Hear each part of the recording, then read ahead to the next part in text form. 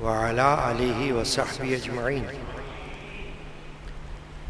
اللهم افتح لنا بالخير واختم لنا بالخير واجعل عواقب أمورنا كلها بالخير. اللهم إنا نسألك العفو والعافية في الدين والدنيا والآخرة. رب اشرح لي صدري ويسر لي أمري واحلل عقدة من لساني يفقهوا قولي. ربي يسر ولا تعسر وتمم بالخير إنك على كل شيء قدير. صلى الله تعالى على سيدنا محمد وعلى آله وصحبه أجمعين بحق لا إلا الله محمد رسول الله صلى الله عليه وسلم. أعوذ بالله من الشيطان الرجيم. بسم الله الرحمن الرحيم. ولا تقولوا لمن يقتل في سبيل الله أموات بل أحياء ولكن لا تشعرون.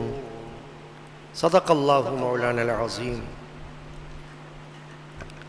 رسول پاک پہ بھیج اے خدا درود و سلام.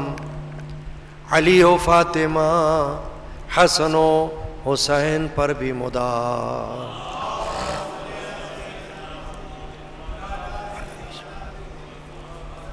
استغفر اللہ من کل ذنب استغفر اللہ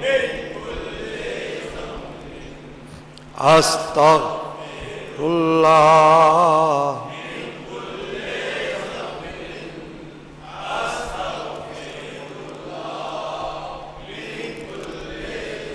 ذنب وخطیۃ واتوب الیہ. بسم اللہ الرحمن الرحیم. حسبی ربی جل اللہ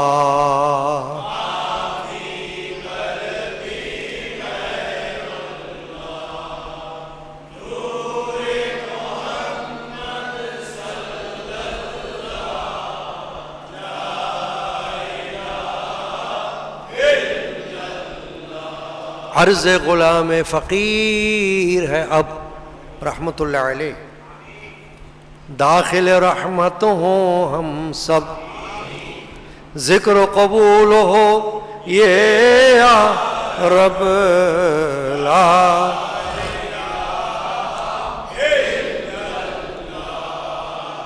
حسبی ربی.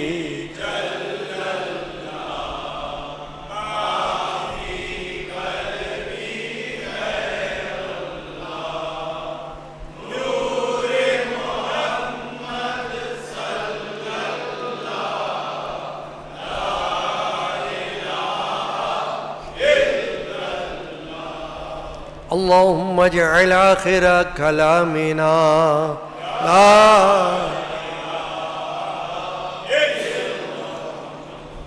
صلی اللہ تعالی علیہ وسلم. صلی اللہ علیہ یا رسول اللہ وسلم علیہ یا حبیب اللہ. صلی اللہ علیہ یا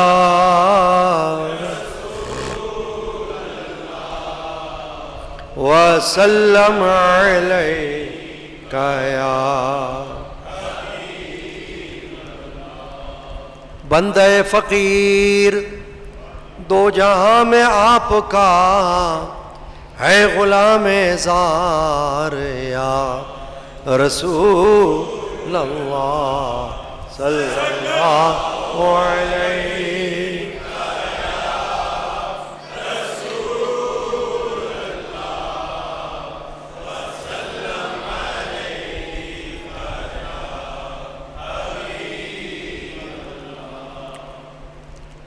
شب عاشورہ قدیمی مجالس یادگار شہادت حسینی کا یہ سلسلہ عظیم رات ہے. بابرکت اور اس عظیم ہستی کی یاد میں جو اللہ اور اس کے رسول کی مقرب ہستی، سید الشہداء، نوجوانان جنت کے سردار حضرت سیدنا امام حسین رضی اللہ تعالی عنہ کا ذکر خیر اور شب عاشوراء کے کچھ واقعات اور اس پر گفتگو آج کی رات ہوگی۔ اللہ تعالی ہمیں توفیق عطا فرمائے، آمین۔ اور اللہ تبارک و تعالی جتنی محافل آج تک ہوئیں ان سب کی حاضری قبول فرمائے، اور جو اب رہ گئی کل یوم عاشوراء اس کی بھی حاضری اللہ قبول فرمائے، اللہ تعالی نصیب فرمائے، آمین۔ آج کی رات میں میرے جد امجد اس قادری مسجد کے بانی، خانقاہ قادریہ علمیہ کے بانی، ہمارے پیر و مرشد، جنہوں نے ہمیں یہ محافل، یہ مجالس عطا کی اور برسوں وہ خود یہ مجالس پڑھتے رہے، ان کے بعد بلکہ ان کی حیات میں ہی میرے والد ماجد انہوں نے یہ مجالس پڑھیں اور اپنے آخری وقت تک پڑھتے رہے، اور اب کئی سالوں سے اس فقیر گناہگار کی یہ سعادت ہے کہ ہم اور آپ ان مبارک مجالس میں حاضر ہو رہے ہیں۔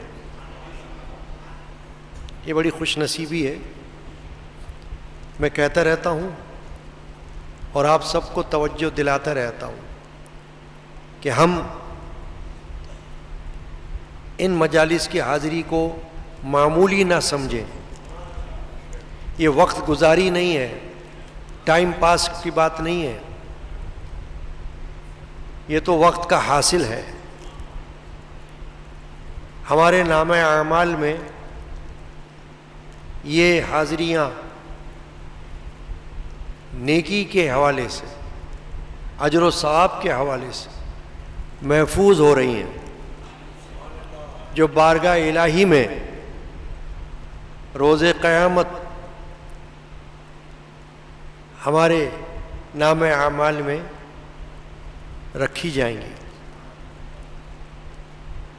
تو اس پر ہمیں اللہ کا شکر ادا کرنا چاہیے کہ اس نے ہمیں ایسی عظیم ہستیوں کی یاد میں روزانہ حاضری کی توفیق عطا کی۔ یہ بڑی بات، زندگی کا کوئی بھروسہ نہیں ہوتا، کون کس وقت تک اس دنیا میں آنکھیں کھلی رکھے گا، یہ اللہ ہی کو خبر ہے۔ تو جب تک ہماری آنکھیں کھلی ہیں ہمیں دعا یہی کرنی چاہیے کہ اللہ ہمیں بار بار ایسی بابرکت مقدس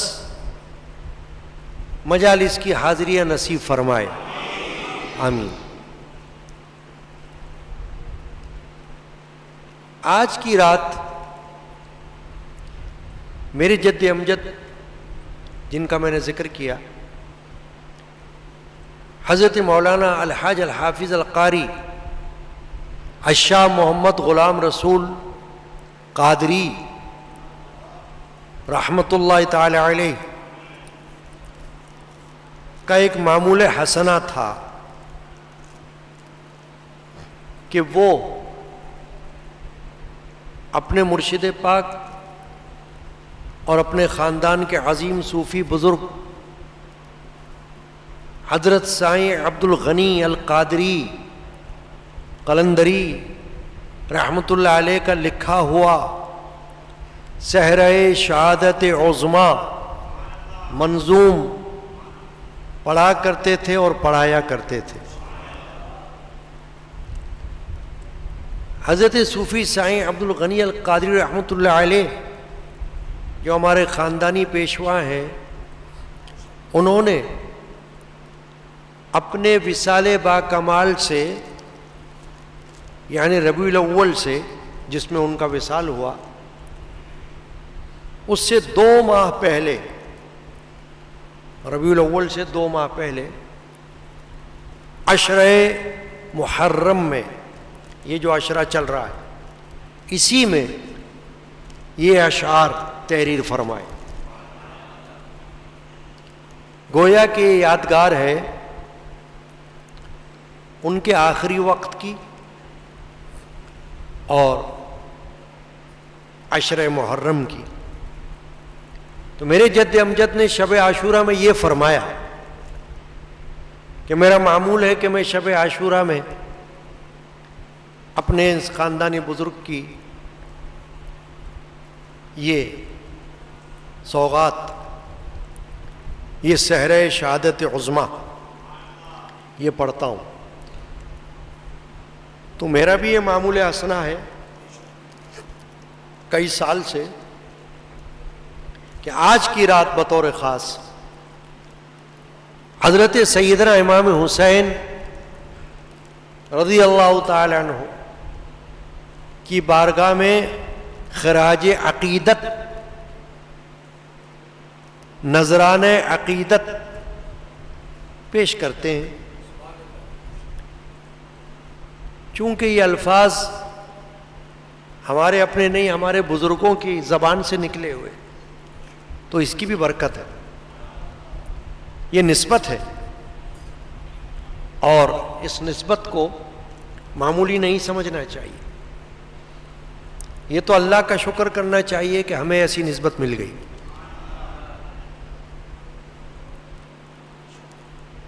تو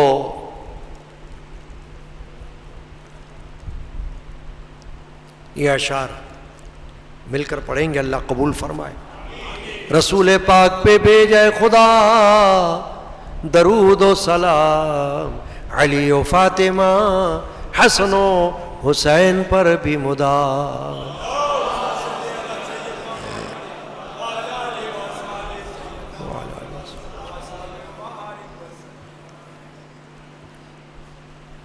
آپ ہو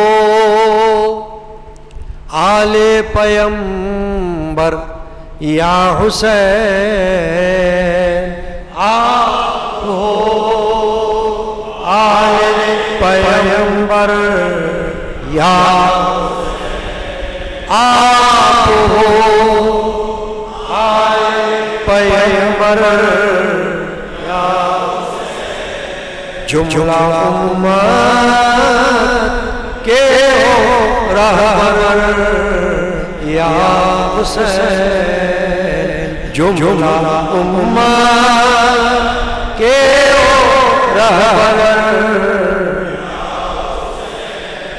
آپ ہو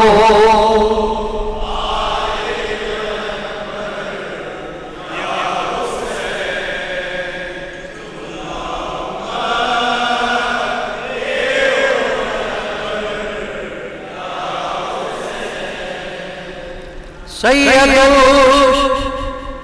شہداء صحرا خوشنما، سید شہداء صحرا خوشنما، آپ کے سر کیا ہے خوشتر یا حسین، آپ کے سر کیا خوشتر یا حسین، آپ ہو آل پیمبر یا حسین، جملہ امت کے رہبر، صبر و تسلیم و رضا میں آپ کا، صبر و تسلیم و رضا میں آپ، کون ہے دنیا میں ہمسر یا حسین، کون ہے دنیا میں ہمسر یا حسین، آپ ہو پیغمبر یا جملہ امت کے ہو رہبر، یوں تو دنیا میں ہے شہداء سینکڑوں، یوں تو دنیا میں ہے شہداء سینکڑوں، یوں تو دنیا میں ہے شہداء سینکڑوں، پر ہیں سب کے آپ سرور یا حسین، پر سب کے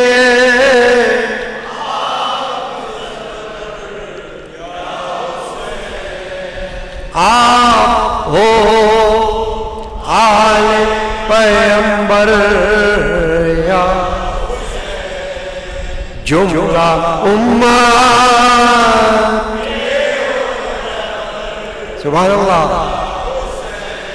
جملہ امت کو نہ کیوں کر فخر ہو، جملہ امت کو نہ کیوں کر فخر ہو، آپ سا ان کا ہے رہبر یا حسین، آپ سا ان کا ہے رہبر یا حسین، آپ ہو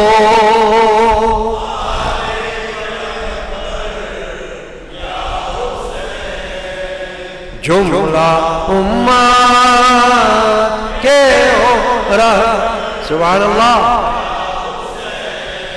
دہر میں امت کے ہو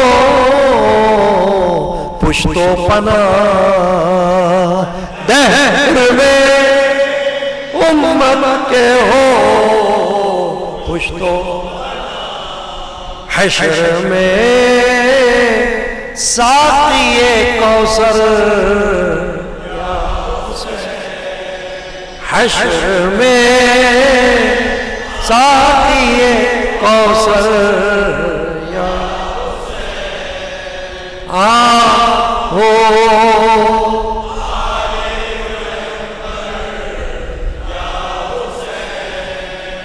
جملہ امت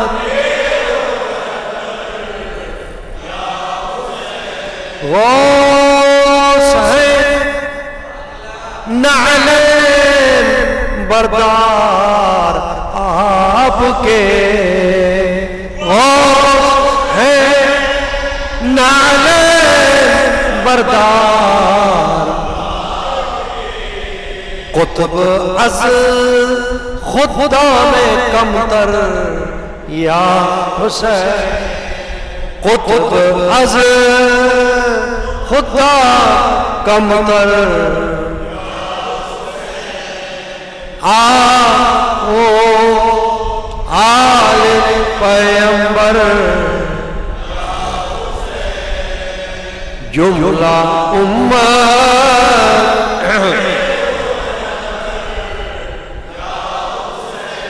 آپ ہو از شرف ممتاز درود، آپ ہو از شرف ممتاز، یہ ہے عزت تابہ محشر یا حسین، یہ ہے عزت تابہ محشر، ہو پیغمبر جملہ امت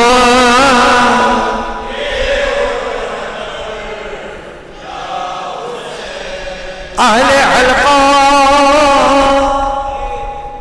اور غنی ہے ملتجی، اہل حلقہ رحمت اللہ علیہ اور غنی ہے ملتجی، اہل حلقہ اور غنی ہے ملتجی، ان پہ بھی ہو ظل اطہر یا حسین، ان پہ بھی ہو ظل اطہر،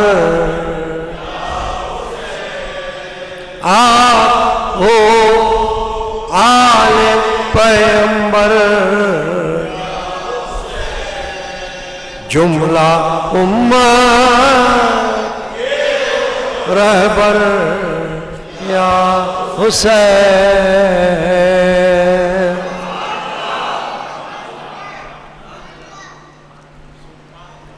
سبحان اللہ و بحمدہ، سبحان اللہ العلی العظیم۔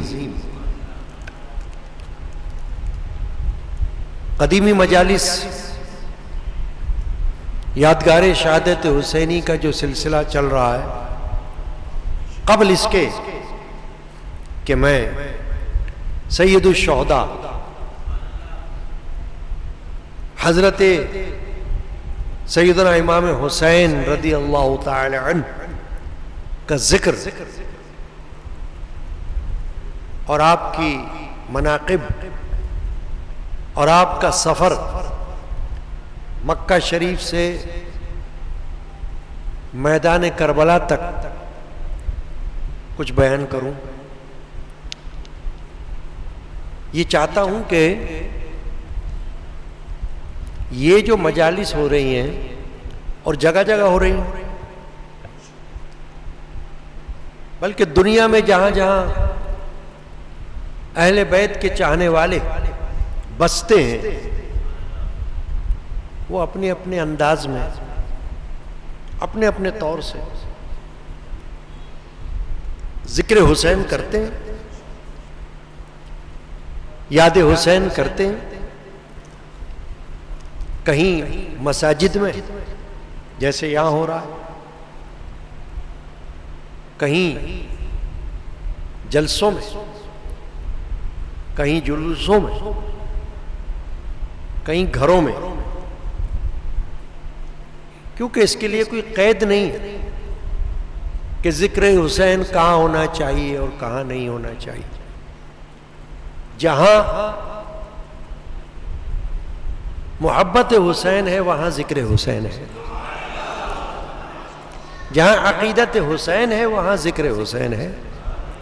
وہ گھر میں بھی ہو سکتا ہے، وہ مسجد میں بھی ہو سکتا ہے، وہ مدرسے میں بھی ہو سکتا ہے، وہ کہیں بھی ہو سکتا ہے، ہونا چاہیے۔ اس لیے ہونا چاہیے کہ جو قربانی سید الشہداء نے پیش کی، اور صرف اپنی نہیں، اپنے بیٹوں، بھتیجوں، بھانجوں، ان کی بھی پیش کی قربانی، تاریخ گواہ ہے، تو ان کا ذکر کرنا ان کا حق ہے اور ہم پر فرض ہے، یہ ان کا حق ہے جو اتنی بڑی قربانی پیش کر دے اللہ کی خاطر، راہ اللہ، اس کی یاد باقی رہنا چاہیے۔ میرے جد امجد ایک شعر پڑھا کرتے تھے، دنیا میں یا الہی مجھے کوئی غم نہ ہو، کوئی غم، ہر بندہ یہ چاہتا ہے بھائی میرے پاس کوئی غم نہ ہو، خوشی ہو بس، کوئی رنج نہ ہو، کوئی غم نہ ہو، کوئی فکر نہ ہو، کوئی ٹینشن نہ ہو. ہر مرد اور عورت کی یہ خواہش ہوتی ہے. خوشی سے کون چاہتا ہے کہ بھئی مجھے غم ملے؟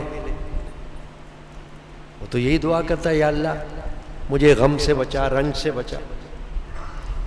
دنیا میں یا الہی مجھے کوئی غم نہ ہو، لیکن غم حسین میرے دل سے کم نہ ہو، لیکن غم حسین میرے دل سے کم نہ ہو. غم حسین اور بات ہے، غم حسین تو خوش قسمتی ہے، یعنی ان کی یاد، ان کی تکالیف کی یاد، ان پہ ظلم و ستم کی یاد. یہ ان کا حق ہے، ہمارا کوئی احسان نہیں ہے، ان کا ہم پر احسان ہے کہ انہوں نے ہمیں اس قابل کر دیا کہ ہم ان کی یاد میں بیٹھے ہوئے ہیں. کچھ دیر ہی صحیح، کچھ گھنٹے ہی صحیح، مگر ہمیں اللہ نے اپنے گھر سے لا کر بٹھایا. تو جگہ جگہ جو مجالس ہوتی ہیں، محافل ہوتی ہیں، اور ہمارے ہاں جیسے ہو رہی ہیں، تو یہ آج تو نہیں ہو رہی نا. آپ یہ تو نہیں کہہ سکتے کہ اسی سال شروع ہوئی، نہیں، کئی سال تو مجھے ہو گئے پڑھتے پڑھتے، 35 سال ہو رہے ہیں محرم شریف کی مجالس پڑھتے ہوئے.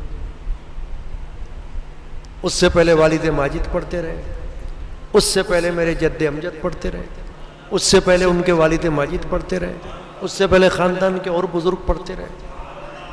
تو یہ تو قیام پاکستان سے قبل کا سلسلہ ہے جو ہمارے خاندانی بزرگوں نے شروع فرمایا. اہل سنت و جماعت کے عقائد کے مطابق، جو باادب، باوضو، با محبت اور با عقیدت ہو رہا ہے. دکھاوے کے لیے نہیں ہو رہا، اخلاص سے ہو رہا ہے. تو جس طرح یہاں یہ سلسلہ جاری ہے سال ہر سال، ایسے ہی اور جگہوں میں بھی محفلیں ہوتی ہیں. اب ان محفلوں میں جو کچھ بھی خیر کی نیت سے پڑھا جاتا ہے اور سنایا جاتا ہے اور سنا جاتا ہے، یہ اجر و ثواب سے خالی نہیں. مجھے اس پر گفتگو کرنی ہے. سید الشہداء امام حسین علیہ السلام رضی اللہ عنہ کے ذکر سے پہلے ایصال ثواب، یہ جو محافل ہیں، مجالس ہیں، یہ ایصال ثواب کے زمرے میں آتی ہیں. یاد بھی ہے امام حسین کی، سید الشہداء کی، شہداء کربلا کی، ان کا ذکر بھی ہے، اور ایصال ثواب بھی ہے. کیونکہ ہم جو کچھ بھی ان محافل میں پڑھتے ہیں، مثلا تلاوت قرآن کریم جیسے میں نے پڑھی، یا قرآن خوانی کل ہوگی انشاءاللہ، درود و سلام، منقبت خوانی، حمد باری تعالی، نعت شریفہ، واقعات کربلا، فضائل شہداء کربلا، فضائل نبی اکرم مفخر بنی آدم صلی اللہ علیہ وآلہ وسلم، فضائل صحابہ کرام، خلفائے راشدین کے فضائل جو ہم نے شروع راتوں میں پڑھے. یاد ہے نا آپ کو؟ جو لوگ روزانہ آ رہے ہیں ان کو پتہ ہے. فوراً ان کا دھیان چلا گیا اس طرف. نبی اکرم صلی اللہ علیہ وسلم کا ذکر، خلیفہ اول حضرت سیدنا ابوبکر صدیق رضی اللہ عنہ کا ذکر، خلیفہ دوم حضرت سیدنا عمر فاروق عمر بن خطاب رضی اللہ عنہ کا ذکر، خلیفہ سوم سیدنا عثمان بن عفان عثمان غنی کا ذکر، خلیفہ چہارم حضرت سیدنا علی بن ابی طالب رضی اللہ عنہ کرم اللہ وجہہ الکریم کا ذکر، اہل بیت پاک کا ذکر، سیدہ خاتون جنت کا ذکر، سیدنا امام حسن رضی اللہ عنہ کا ذکر، سیدنا امام مسلم بن عقیل اور ان کے فرزندان کا ذکر، آج سید الشہداء کا ذکر. یہ تمام اذکار جو کچھ بھی پڑھے گئے سنے گئے، یہ اجر و ثواب سے خالی نہیں. کیا سمجھتے ہو آپ؟ کیا سب فالتو ہیں؟ معاذ اللہ. بڑی بڑی ہستیوں کے نام لیے گئے، وہ نام لیے گئے کہ جن کا نام ہی باعث سعادت باعث برکت. امام حسین کا ذکر تفصیل کے ساتھ، واقعات تفصیل کے ساتھ، یہ الگ مسئلہ ہے. حسین کا تو نام ہی بہت بڑا ہے.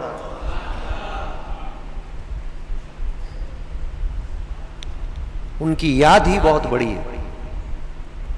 تو کیا ان کا کوئی بدلہ بارگاہ الہی سے ہم کو نہ ملے؟ روز مل رہا ہے. یہ لکھا جا رہا ہے ہمارے نام اعمال میں، داخل ہو رہا ہے. اللہ کی بارگاہ سے فرشتے جو ہمارے کاندھوں پر ہیں وہ تحریر کر رہے ہیں، محفوظ کر رہے ہیں جو نیکیاں ہو رہی ہیں. آخر ایک بندہ اس محفل میں آ کر بیٹھا، اول تو وہ وضو کر کے آیا. وضو خود عبادت ہے، نور ہے. پھر باوضو ہونے کے بعد یہاں آ کر جب بیٹھا تو با ادب بیٹھا، بے ادبی سے نہیں بیٹھا ہے، نہ کوئی بے ادبی کر رہا ہے، ادب سے نام لے رہا ہے، ادب سے ذکر کر رہا ہے. تو کیا یہ سب اجر و ثواب کے بغیر ہوگا؟ نہیں، ان سب پر اجر و ثواب ہے جو گنتی میں نہیں آ سکتا. ہم شمار نہیں کر سکتے کہ کتنا ہوگا، اس لیے کہ وہ اجر و ثواب ہماری نظروں کے سامنے نہیں ہے، وہ ہمارے نام اعمال میں محفوظ ہو رہا ہے. قرآن میں اللہ نے ایک جگہ فرمایا ہے والباقیات الصالحات خیر عند ربک ثوابا وخیر عملا.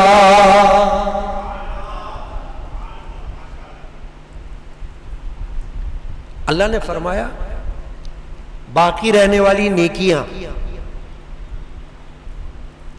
باقی رہنے والی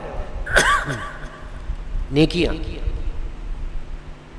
خیر عند ربک، تمہارے رب کے نزدیک بہتر ہیں. ثواباً، ثواب کے اعتبار سے، وخیر عملا، اور امید کے اعتبار سے. یعنی ثواب کے اعتبار سے بھی باقی رہنے والی نیکیاں تمہارے لیے بہت اچھی ہیں، اور تم جو امید کر سکتے ہو اللہ کی طرف سے جزا کی، بدلے کی، فرمایا اس کے لحاظ سے بھی بہتر ہے. تو یہ خوشخبری دے دی نا اللہ نے، بشارت سنا. باقی رہنے والی نیکیاں، یعنی یہ نیکیاں باقی رہیں گی.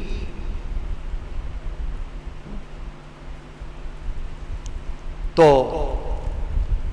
اب میں اس طرف آ رہا ہوں یہ سب باتیں کرتے ہوئے کہ جو کچھ بھی ہم شروع رات سے کر رہے ہیں یہ ایصال ثواب ہے. اس میں وہ عبادات بھی ہیں جو بدنی ہیں جسم سے، مثلا پڑھنے میں ہماری زبان ہل رہی ہے تو زبان کا تعلق جسم کے ساتھ، زبان جسم کا حصہ ہے. اور بدنی عبادات میں تلاوت قرآن، بدنی عبادات میں فضائل وہ زبان سے ہی ہو رہے ہیں نا. میں پڑھ رہا ہوں، آپ پڑھ رہے ہو ساتھ میں، منظوم نظر عقیدت ہم پیش کر رہے ہیں تو آپ بھی میرے ساتھ پڑھ رہے ہو. یہ بدنی عبادت ہے. جسمانی اور بدنی عبادت میں درود و سلام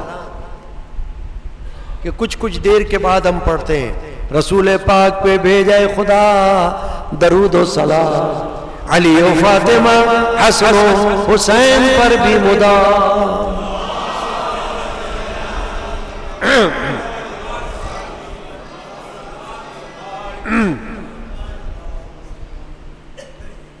تو درود و سلام بھی تو عبادت ہے. آل محمد پر درود، ان کی متابعت میں اصحاب محمد پر بھی درود.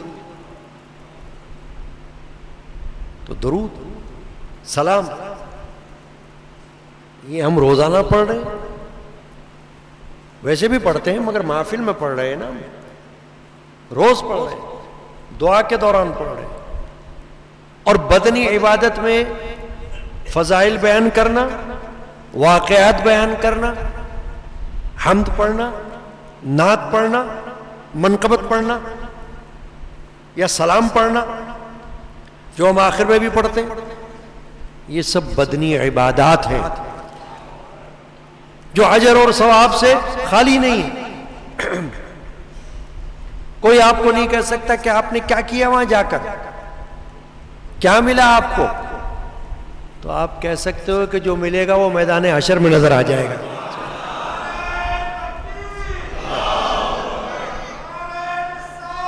یا رسول اللہ، میدان حشر میں نظر آ جائے گا، بلکہ قبر میں ہی نظر آ جائے گا. حشر کا جو سلسلہ ہے نا وہ قبر سے شروع ہو جاتا ہے. حدیث پاک میں رسول اللہ صلی اللہ علیہ وسلم نے فرمایا کہ قبر آخرت کی پہلی منزل ہے. پہلی منزل جہاں سے آخرت کا آغاز ہو رہا ہے. ادھر سے پتہ چل جاتا ہے قبر سے کہ آخرت کیسی ہوگی. ابھی آخرت آئی نہیں. محشر کا میدان، میدان حشر، روز قیامت جو جمعے کا دن واقع ہوگا، عاشورے کا دن ہوگا. قیامت جب واقع ہوگی تو رسول پاک صلی اللہ علیہ وسلم نے اس کی نشاندہی کر دی ہے. یہ نہیں فرمایا کہ کون سے سال میں آئے گی، کتنے سال بعد آئے گی، کس تاریخ کو. بس اتنا بتایا کہ یوم عاشورہ ہوگا، یعنی 10 تاریخ محرم کی، اور جمعے کا دن ہوگا. یہ بتا دیا حضور نے. تو جو میدان حشر میں ہمارے سامنے کچھ ہونے والا ہے وہ تو ہمیں قبر سے ہی اندازہ ہو جائے گا. کیوں؟ حضور نے فرمایا قبر یا جنت کا ایک باغیچہ ہے یا دوزخ کے گڑھوں میں سے ایک گڑھا ہے، کھڈا ہے، یا جنت کا باغیچہ ہے. تبھی تو ہم ہر مرنے والے کے لیے کیا دعا کرتے رہتے ہیں، یا اللہ اس کو جنت الفردوس میں، فردوس اعلیٰ جنت کا نام ہے، جنت الفردوس میں اعلیٰ مقام عطا فرما. یہ دعا کرتے ہیں نا اپنے کسی مرنے والے کے لیے، مغفرت کی دعا کرتے ہیں. تو قبر سے ہی آخرت کا سلسلہ جو ہے وہ شروع ہو جاتا ہے. حضرت عثمان رضی اللہ تعالی عنہ جب کسی قبر پر کھڑے ہوتے تو حدیث پاک میں کہ اتنا روتے کہ لباس آنسوؤں سے تر ہو جاتا، اسی بنا پر کہ یہ آخرت کی پہلی منزل ہے، یہیں سے آخرت شروع ہو رہی ہے. تو کوئی آپ کو نہیں کہہ سکتا کہ آپ جہاں جاتے ہو گھنٹہ لگاتے ہو، 2 گھنٹہ لگاتے ہو، 2.5 گھنٹہ لگاتے ہو، 3 گھنٹہ لگاتے ہو، فضول ہے. سمجھنا بدبخت بندہ ہوگا کوئی، بدنصیب اور بے وقوف، یا پھر جاہل، اور یا پھر بدعقیدہ. بدعقیدہ جس کو اس سے کوئی سروکار نہیں، اس کی قسمت میں یہ کچھ لکھا ہوا نہیں ہے. وہ کہے گا کہ بھئی آپ کیا کرتے ہو جا کر، نیند بھی خراب کرتے ہو اپنی، آپ اتنی دیر جاگتے ہو، اتنی دیر تک وہاں بیٹھتے ہو، اتنی دیر سے گھر پر آتے ہو، تم نے تو نیند بھی خراب کی اپنی، تو تمہیں کیا ملا؟ تو آپ کہہ سکتے ہو کہ جو ملے گا میدان حشر میں دیکھ لیں گے، اور جو ملے گا وہ سید الشہداء کے صدقے میں ملے گا، ہم ان کی یاد میں گئے. صرف ہم نہیں، ایک دنیا ہے جو ان کی یاد میں اپنے گھروں سے نکلتی ہے کہ نہیں؟ انداز اپنا اپنا صحیح، عقیدت کا اظہار اپنا اپنا صحیح. ہمارا جو طریقہ ہے نا یہ بہت افضل اور اعلیٰ طریقہ ہے.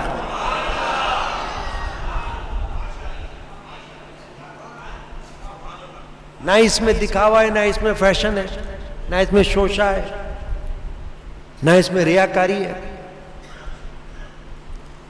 نہ یہ رسم ہے، بلکہ یہ ایک عقیدت اور محبت کے جذبات ہیں، ہمارے دین کا حصہ ہے، ایمان کا حصہ ہے کہ ہم ایسے پاکوں کی یاد میں آ کر بیٹھے ہیں. شب عاشورہ میں میرے جد امجد نے تقریر میں یہ فرمایا، 50 سال پہلے کی بات، 60 سال پہلے کی بات سمجھ لو آپ. کیا فرمایا؟ فرمایا میں آپ کو کیا بتاؤں. شب عاشورہ کی تقریر ہو رہی تھی، وہ بیان فرما رہے تھے، لوگوں سے فرمایا کہ میں آپ کو کیا بتاؤں کہ میں آج کی رات اپنی تصورات کی دنیا میں کیا دیکھ رہا ہوں. مولا حسین کے جلوات کو دیکھ رہا ہوں.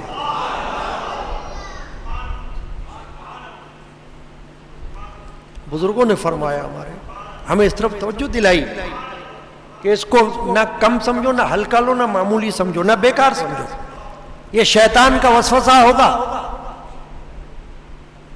اور وہ شیطان کا بھائی ہوگا جو آپ کو کہے کہ آپ بیکار جاتے ہو، کیونکہ اس کو پتہ ہی نہیں، اس کو اللہ نے توفیق نہیں دی، یہ اس کی قسمت، اس کا نصیب. ہمیں اللہ نے، آپ کو اللہ نے یہ شرف بخشا، سعادت بخشی کہ ہم یہاں بیٹھے ہیں. تو میں اس طرف آپ کو لے آ رہا ہوں کہ جو کچھ بھی ہم کر رہے ہیں، بدنی عبادت ہو یا مالی عبادت، نظر و نیاز، کھانا پینا، یہ سب ایصال ثواب میں آ جاتا ہے. شہدائے کربلا کے ایصال ثواب میں، ایصال ثواب کی ضرورت سب کو ہوتی ہے، کیونکہ ثواب اللہ کی بارگاہ سے ملتا ہے، وہ رحمت ہے اللہ کی. تو اللہ کی رحمت کو کون نہیں مانگے گا؟ اللہ کی رحمت کو کون نہیں چاہتا؟ ہر ایک کو اللہ کی رحمت کی ضرورت ہے، چاہے کتنا ہی عظیم ہو، کتنا ہی متقی ہو، نبی ہو یا ولی ہو، صحابی ہو یا اہل بیت ہو. رحمت الہی کو کون نہیں چاہتا؟ سب کو ضرورت ہے اللہ کی رحمت کی. تو ثواب ایک رحمت ہے جو بارگاہ الہی سے مل رہا ہے. نیت ہماری ہے، اور جو کچھ ہم عبادت میں کر رہے ہیں بدنی جسمانی عبادت میں یا مالی عبادت میں، اس کا ثواب ان کو بھی جا رہا ہے جن کی نیت میں ہم یہاں بیٹھے ہیں، اور خود ہمارے نام اعمال میں بھی آ رہا ہے۔ سبحان اللہ، ماشاء اللہ، یعنی کمی نہیں ہو رہی۔ یہ روپیہ پیسہ نہیں ہے کہ آپ 10 روپے میں سے 5 روپے کسی کو دے دو تو 5 روپے آپ کے پاس رہ جائیں۔ یہ روپیہ پیسہ تھوڑی ہے، یہ تو ثواب ہے جو اللہ کی بارگاہ سے مل رہا ہے، اور اللہ تعالیٰ اس پر قادر ہے کہ جتنا ثواب کسی کی روح کو پہنچا دے اتنا ہی ثواب آپ کے نام اعمال میں بھی ڈال دے، کیونکہ ثواب تو اللہ دے رہا ہے، تو وہاں کیا کمی ہے؟ میرے جد امجد دعا میں ایک دعا پڑھا کرتے تھے،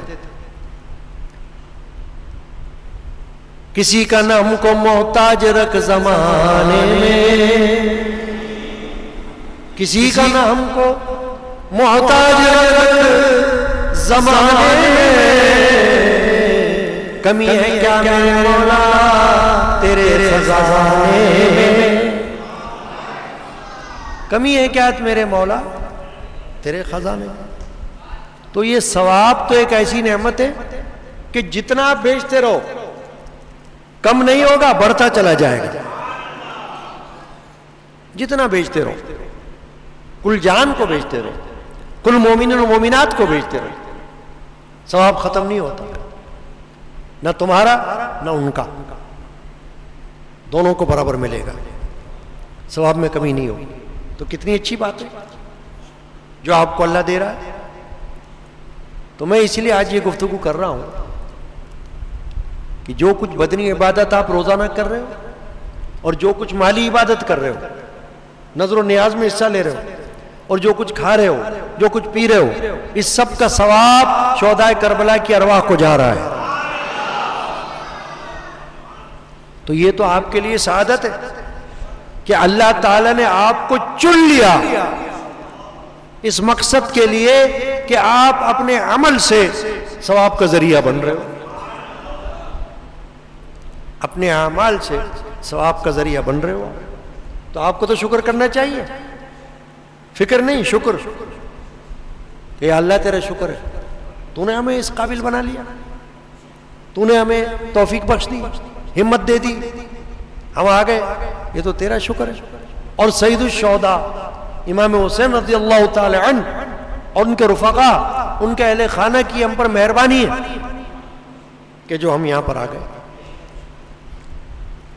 تو ایصال ثواب ایک شرعی مسئلہ ہے، جو کچھ ہم کر رہے ہیں اس کے بارے میں آج جو بتا رہا ہوں اس لیے کہ تاکہ آپ کو تقویت حاصل ہو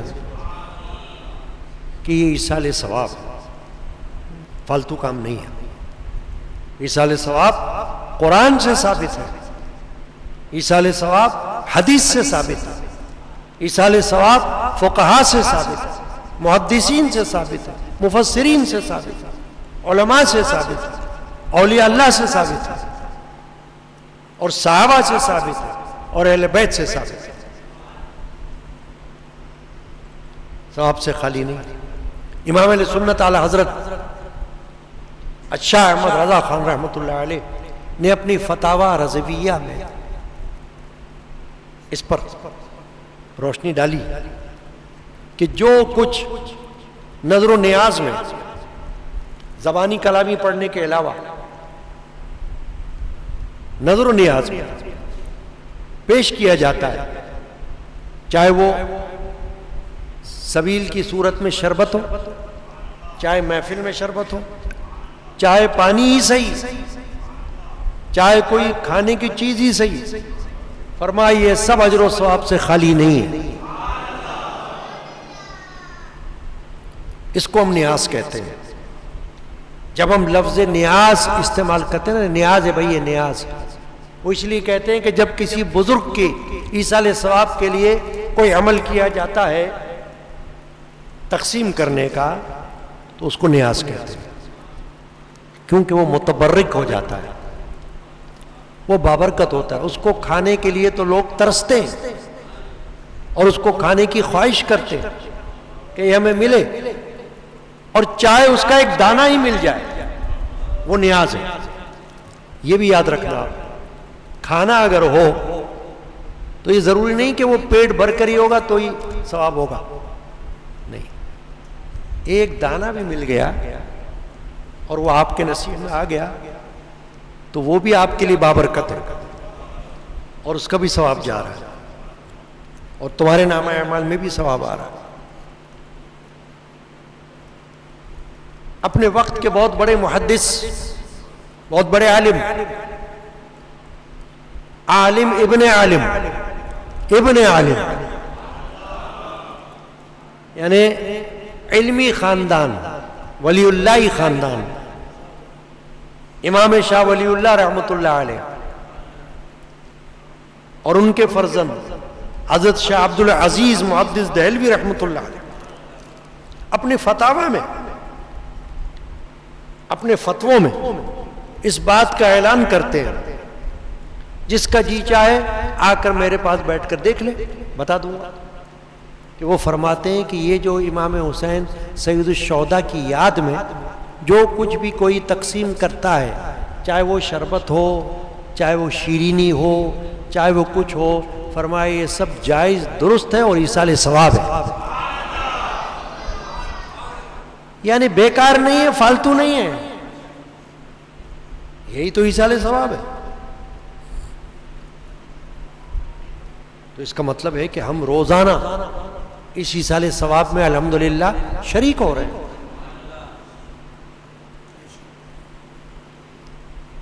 اور جو کچھ ہم ایصال ثواب میں کبھی پڑھتے ہیں، مثلا قرآن مجید تلاوت کیا، حضرت امام شاہ ولی اللہ رحمۃ اللہ علیہ کا جب انتقال ہوا، ان کے بیٹے شاہ عبد العزیز محدث دہلوی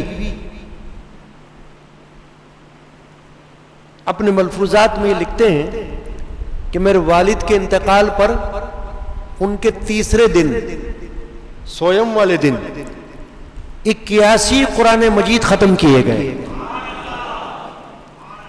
اور کلمہ طیبہ کا تو کوئی اندازہ ہی نہیں. یہ فرماتا، تو کیا یہ فالتو عمل تھا؟ اتنے بڑے عالم، فاضل، محدث، شیخ، خود شاہ ولی اللہ اور پھر ان کے بیٹے، باپ سے لے کر پوتے تک سب عالم فاضل، وہ یہ فرما رہے ہیں کہ قرآن مجید اتنے پڑھے گئے ایصال ثواب کے لیے. تو معلوم ہوا کہ ایصال ثواب میں قبر پر کوئی قرآن پڑھے ثواب ہے،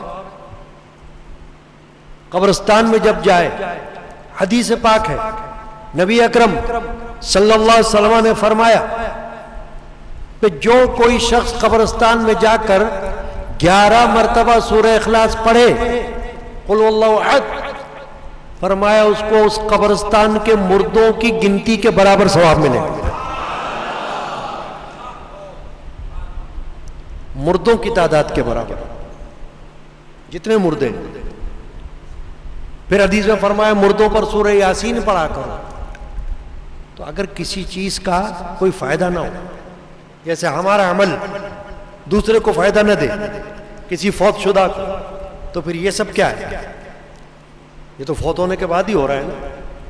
قبرستان میں جو جا کر سورہ اخلاص پڑھی جا رہی ہے وہ تو مردوں کے ثواب کے لیے پڑھی جا رہی ہے، اور ثواب تو زندوں کے لیے بھی ہوتا ہے. کبھی کوئی ہو سکتا ہے یہ سوچے کہ بھئی ثواب جو ہے نا خالی مرنے کے بعد کیا جاتا ہے، نہیں، ایصال ثواب زندوں کے نیت سے بھی کیا جاتا ہے اور کیا جا سکتا ہے، چاہے کوئی نماز پڑھے، چاہے کوئی روزہ رکھے. ویسے بھی حدیث میں فرمایا نبی اکرم صلی اللہ علیہ وسلم نے مردوں کے لیے تم جب نماز پڑھو تو ان کے لیے بھی پڑھ لو، تم جب نفلی روزہ رکھو تو ان کے لیے بھی رکھو، تو اس کا ثواب ان کو پہنچے گا.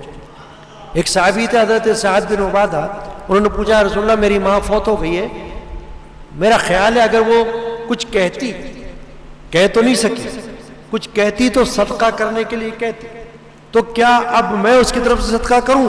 انہوں نے فرمایا کرو. ماں تو نہیں کہہ سکی، مگر تم کر لو. تو کیا معلوم ہوا اس سے کہ ہمارا عمل مرنے والے کے لیے فائدہ پہنچا رہا ہے اور خود کو بھی ملے گا. پھر سعد بن عبادہ نے یہ پوچھا کہ یا رسول اللہ میری ماں فوت ہو گئی ہے، میں اس کے لیے کون سا صدقہ کروں؟ حضور نے فرمایا پانی. پانی کی کمی تھی، قلت تھی مدینہ طیبہ. حضور نے فرمایا پانی کا انتظام کرو. اور یہ پانی کا مثال کیا ہے؟ صدقہ جاریہ. صدقہ جاریہ کہتے ہیں اس کو کہ جو عمل جاری رہے، ختم نہ ہو جائے، ایک دفعہ چلتا رہے. اب ظاہر ہے کنواں کھدوائے گا کوئی تو کنواں کو ایک دن میں تو نہیں ختم ہو جائے گا نا، تو جاری رہے گا، لوگ پیتے رہیں گے پانی، ثواب بھی ملتا رہے گا. تو نبی اکرم صلی اللہ علیہ وسلم نے ان سے فرمایا کنواں کھدواؤ. انہوں نے کنواں کھدوا دیا اور اس کا نام رکھا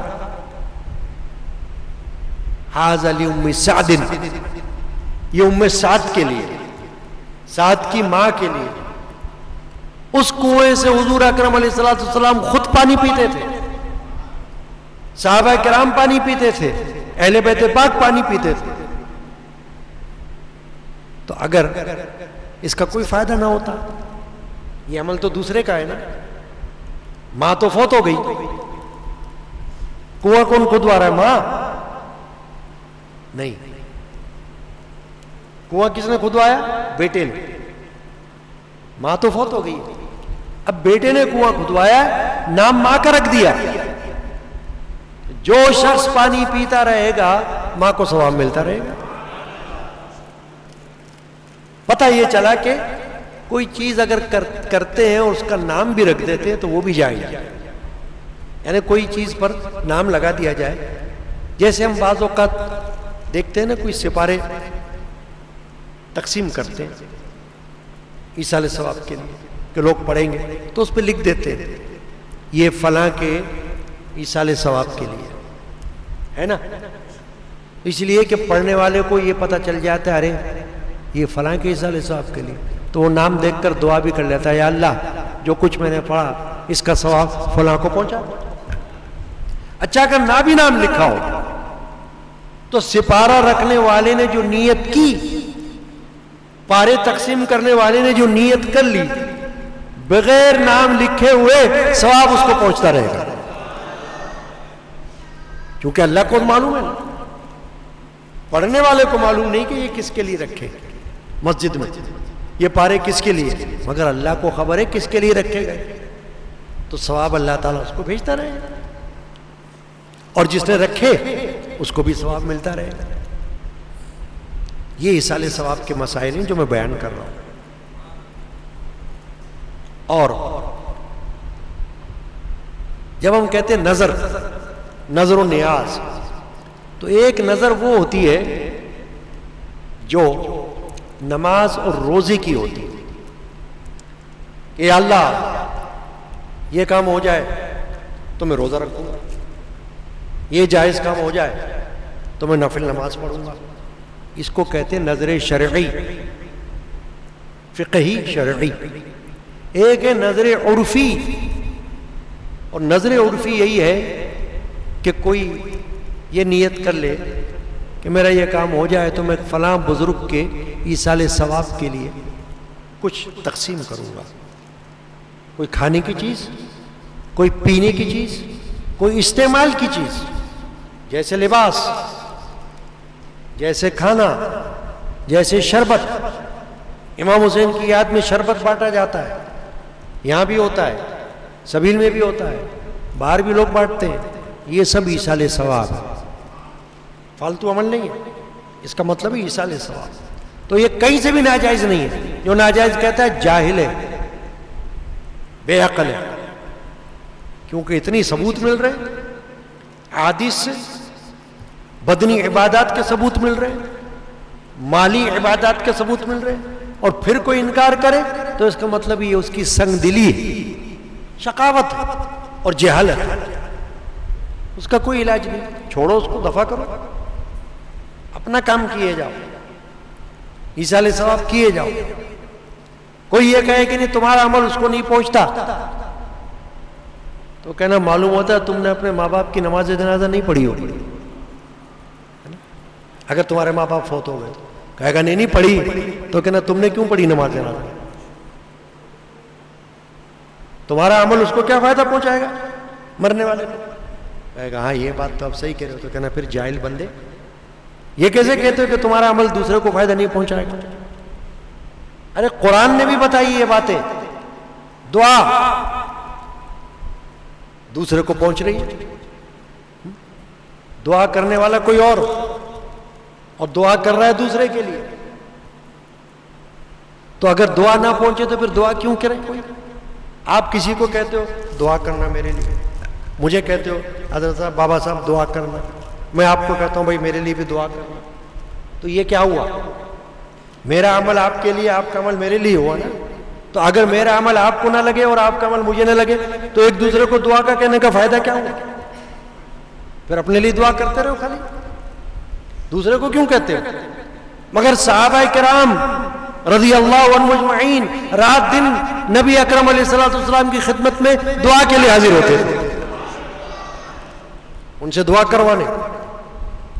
نہ صرف یہ کہ ظاہری حیات طیبہ میں، بلکہ حضور اکرم صلی اللہ علیہ وسلم کے دنیا سے پردہ فرما جانے کے بعد روز اقدس پر حاضر ہو کر بھی ان کے وسیلے سے دعا کر رہے تھے، اور آج بھی کرتے تھے. تو یہ اپنا عمل دوسرے کو نہیں پہنچتا، یہ اپنا عمل دوسرے کو فائدہ نہیں دیتا، یہ سب جہالت کی بات ہے.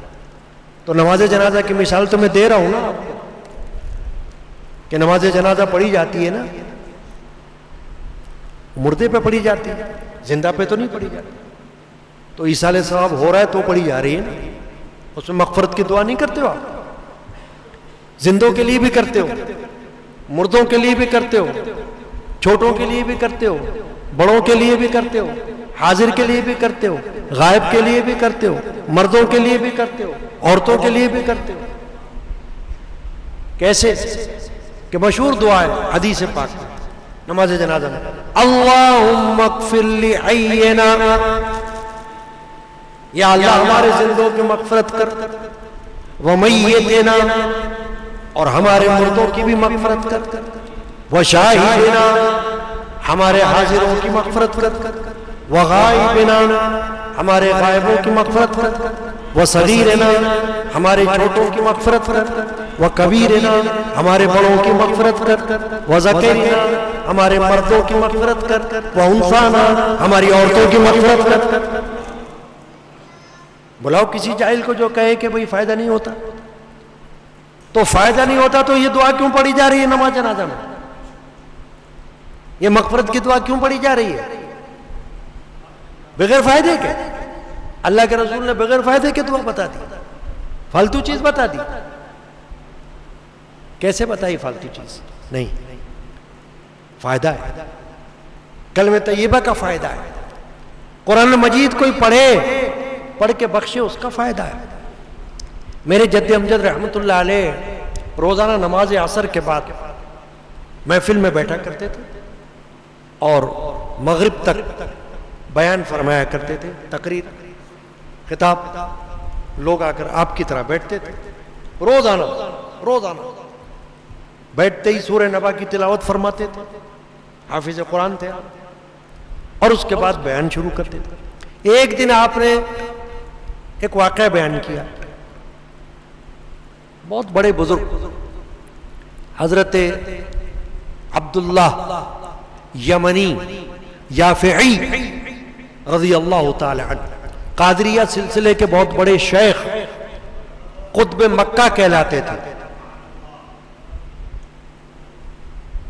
کئی کتابوں کے مصنف، ولی اللہ. ان کی مشہور کتاب روض الریاحین الکبیر، اس میں واقعہ موجود ہے. جد امجد نے یہ واقعہ بیان کیا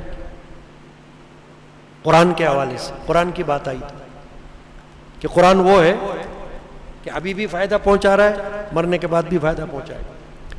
یہ واقعہ بیان کیا کہ ایک شخص قبرستان میں گیا تو اس نے دیکھا کہ قبرستان میں جیسے کوئی میلہ لگا ہوا ہے، قبروں سے باہر نکل کر مردے بیٹھے ہوئے روحانیات کی شکلوں میں. خواب میں دیکھا اس نے. خواب میں دیکھتا ہے کہ میں قبرستان میں گیا ہوں اور مردے اپنی اپنی قبروں سے باہر بیٹھے ہوئے اور کچھ چن رہے ہیں, سمیٹ رہے ہیں. اور ایک مردے کو دیکھا کہ وہ سکون سے بیٹھا ہوا ہے. تو اس نے کسی سے پوچھا کہ یہ کیا ماجرا ہے, یہ کیا معاملہ ہے, کیا چیز سمیٹ رہے ہو؟ تو کسی نے ان میں سے کسی ایک نے کہا کہ کسی نے قبرستان میں آ کر قرآن کی تلاوت کی ہے, اس کا نور سمیٹ رہے ہیں. سورہ فاتحہ پڑھی ہے, اس کو سمیٹ رہے ہیں. تو دیکھا کہ وہ ایک جو مردہ تھا, روحانیت اس کی, روح, وہ تو آرام سے بیٹھی. تو اس سے پوچھا کہ سب لوگ سمیٹ رہے ہیں, آپ نہیں سمیٹ رہے ہو؟ اس نے کہا میرا ایک بیٹا ہے, وہ قرآن کا حافظ ہے, میں نے اس کو قرآن مجید سکھایا, حافظ بنا دیا. اب وہ کیا کرتا ہے, روزانہ کچھ چیزیں بازار میں فروخت کرتا ہے اور چیزیں فروخت کرتے ہوئے چلتا ہے اور چلتے پھرتے قرآن پڑھتا رہتا ہے. اور شام تک جب تک کہ وہ چیزیں فروخت کرتا ہے قرآن پڑھتا رہتا ہے اور جتنا قرآن شام تک پڑھ لیتا ہے اس کا ثواب مجھے بھیج دیتا ہے. تو میں مطمئن ہوں, مجھے روزانہ مل رہا ہے. اب اس شخص نے اس کا نام پوچھا, آنکھ کھلی تو گیا بازار میں دیکھنے کے لیے. دیکھا تو واقعی ایک شخص آ رہا ہے, سر کے اوپر ٹوکری رکھی ہوئی ہے, چھابڑی, کچھ چیزیں اس میں رکھی ہوئی ہیں فروخت کرنے کے لیے, اور لب ہل رہے ہیں, ہونٹ. یہ واقعہ میرے جد امجد نے بیان کیا تھا, میں نے ان سے سنا. تو دیکھا اس کے ہونٹ ہل رہے ہیں. جب وہ قریب آیا تو اس نے پکڑ لیا اس کو, کہا بھائی تمہارا نام یہ ہے؟ بولا ہاں. کہا آپ فلاں کے بیٹے ہو؟ کہا آپ کیا پڑھتے ہو؟ کہا قرآن. تو کہا یہ قرآن آپ کتنا پڑھتے ہو؟ کہا میں روزانہ یہ مال بیچتا ہوں, اپنا چیزیں فروخت کرتا ہوں اور پڑھتا رہتا ہوں.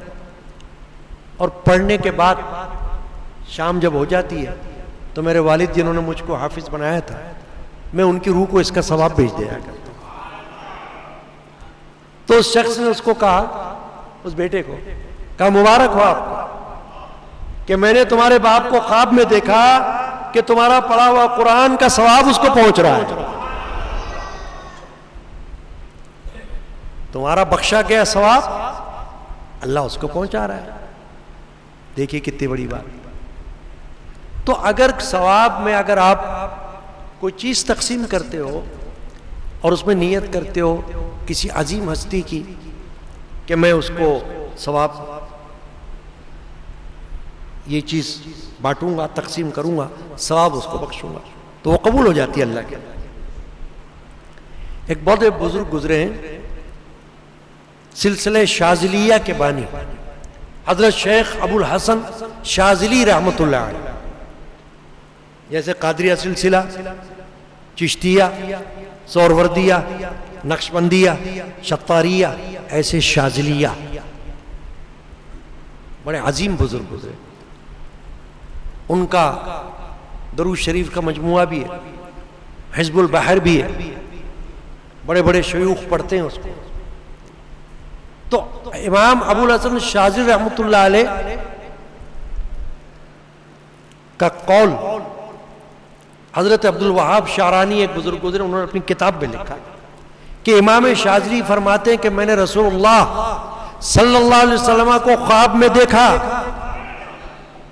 کہ آپ نے فرمایا کہ جس کسی کو کوئی حاجت درپیش ہو وہ اہل بیت کی خاتون حضرت سیدہ بی بی نفیسہ کے نام کی کوئی منت مان لے اور ان کے ثواب کے لیے کوئی چیز یہ مان لے کہ اللہ تعالیٰ اس کی حاجت پوری کرے, تو ان کے ثواب کے لیے یہ تقسیم کرے گا تو اللہ تعالیٰ انشاءاللہ اس کی منت کو پورا فرما دے گا, اس کی حاجت کو پورا فرما دے گا.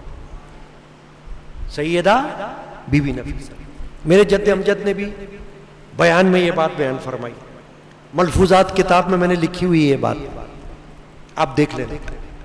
بہت بڑی بزرگ خاتون گزری ہیں اہل بیت میں. جن کے بارے میں رسول اللہ صلی اللہ علیہ وسلم نے یہ اشارہ دیا کہ ان کے نام کی نیاز مانو. خواب میں بتایا کسی کو. سیدہ بی بی نفیسہ حضرت سیدنا امام جعفر صادق کی بہو ہے. امام جعفر صادق کے بیٹے حضرت اسحاق کی اہلیہ ہیں، زوجہ ہیں. امام جعفر صادق کی بہو ہے، خود بہت بڑی ولیہ ہیں. اتنی بڑی قابل قدر بزرگ خاتون ہیں کہ اپنے وقت کے امام جن کا نام آپ نے سنا ہوا ہے حضرت امام شافعی رضی اللہ تعالی، وہ ان کی خدمت میں جا کر بیٹھا کرتے تھے درس لینے کے لیے. جن کے مقلد بے شمار ہیں دنیا میں. جیسے حنفی ہیں نا، ہم حنفی ہیں، ایسے شافعی بھی ہیں دنیا میں. امام شافعی کے مقلد ہیں، پیروکار ہیں، فالوور ہیں بہت سارے. اور خود امام شافعی اتنے بڑے جلیل القدر امام گزرے، محدث فقیہ.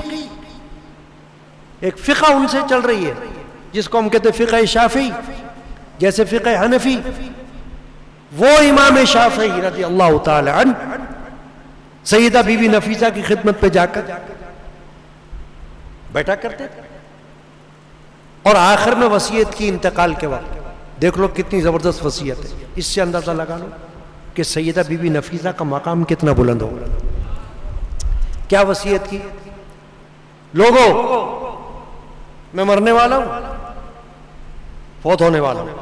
ایک کام کرنا، میرا جنازہ حضرت سیدہ نفیسہ کے دروازے کے سامنے سے برکت کے حصول کے لیے گزار دینا. ان کے دروازے کے سامنے سے گزارنا میرا جنازہ. عقیدہ ہو تو ایسا ہو. امام شافعی کا عقیدہ بتا رہا ہوں نا، معمولی بندہ تھوڑی ہے، کوئی ہمارے جیسا بندہ ہے کیا؟ امام شافعی رضی اللہ تعالی انہوں نے فرمایا میرا جنازہ ان کے دروازے کے سامنے سے گزار. میرے جد امجد رحمۃ اللہ علیہ نے حضرت سیدہ بی بی نفیسہ رضی اللہ تعالیٰ عنہ کی شان اقدس میں منقبت کے اشعار بھی لکھے ہوئے. کلیات قادری میں یہ کتاب ہے، اس میں چھپے ہوئے منقبت چھپی ہوئی. میں جاتا ہوں ہر سال ایبٹ آباد مانسیرا اہل حلقہ کے پاس، کئی سالوں سے جاتا ہوں.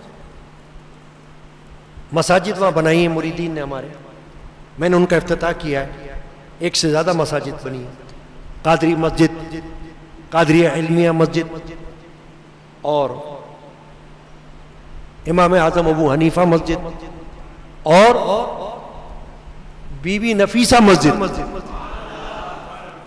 یعنی ایک مسجد کا نام میں نے رکھا سیدہ be be Nafisa, Jama Masjid be be Nafisa, کیونکہ میں نے کہا برکت حاصل ہو جائے. تو میرے جد امجد رحمۃ اللہ علیہ نے منقبت شریفہ جو لکھی ہے، 1-2 اشعار پڑھ لیتے ہیں برکت کے لیے.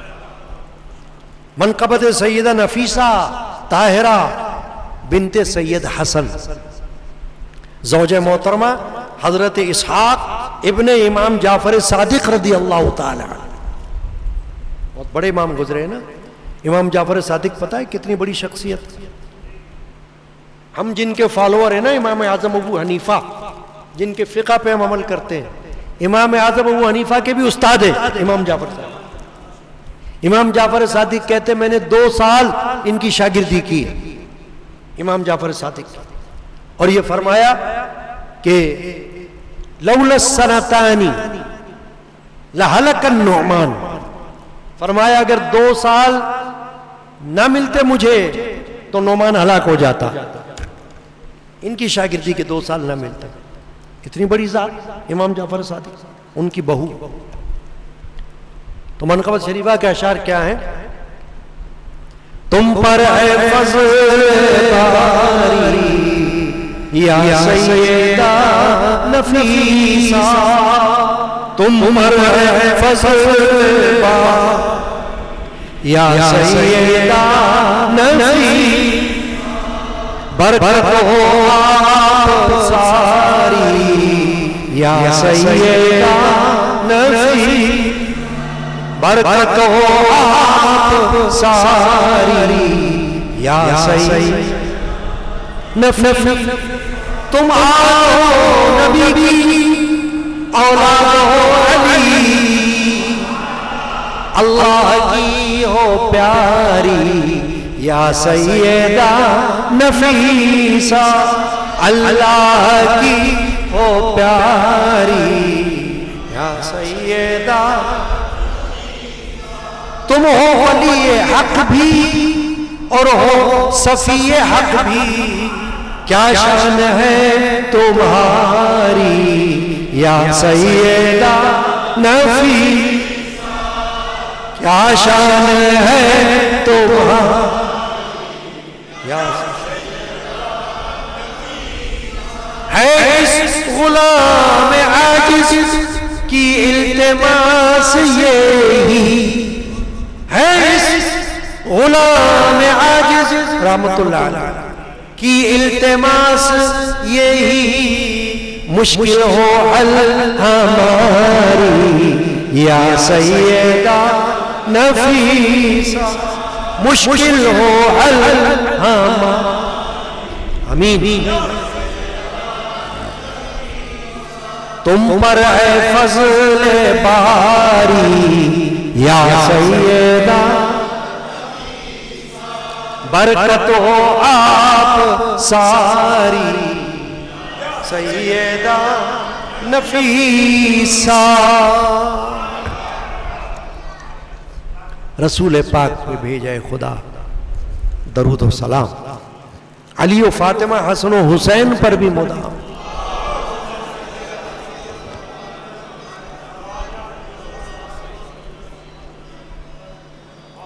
صلی اللہ علیہ یا رسول اللہ، صلی اللہ علیہ یا حبیب اللہ، صلی اللہ علیہ۔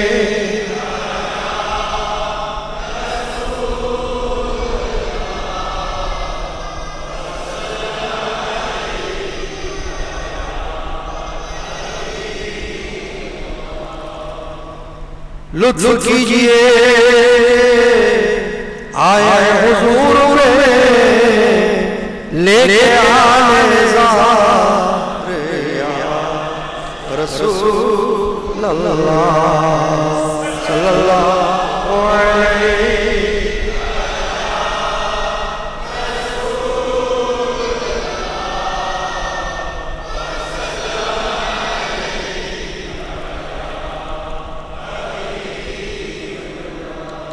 دامن حضور کو نہ چھوڑے کبھی ہم گناہ،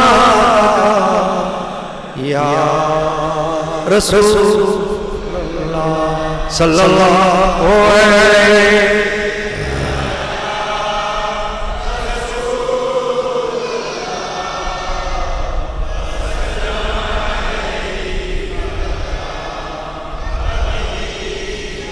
یہ نیاز حسینی کا میں نے ذکر کیا اس سال ثواب میں کہ روزانہ آپ شربت بھی پی رہے ہو، آپ کوئی کھانے کی چیز بھی لے رہے ہو اور سلسلہ جاری ہے۔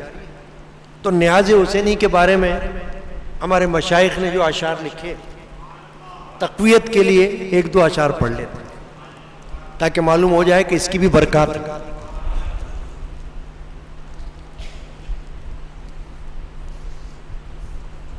ہے جنت کا تحفہ نیاز حسینی، ہے جنت کا تحفہ نیاز حسین، قیامت کا توشہ نیاز حسینی، قیامت کا توشہ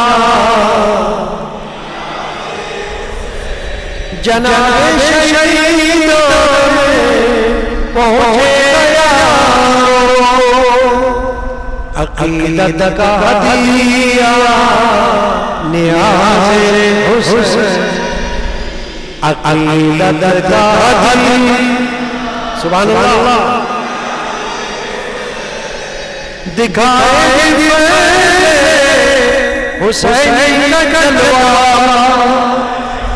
ہے رحمت کا چشمہ نیاز حسینی ہے رحمت کا چشمہ درد محبت کا یہ پھول سمجھو کرامت کا سمرا نیاز حسین کرامت کا سمرا دکھائے ہمیں جمال حسین اگر چاہے مولا نیاز حسین اگر چاہے مولا ہے جنت کا تحفہ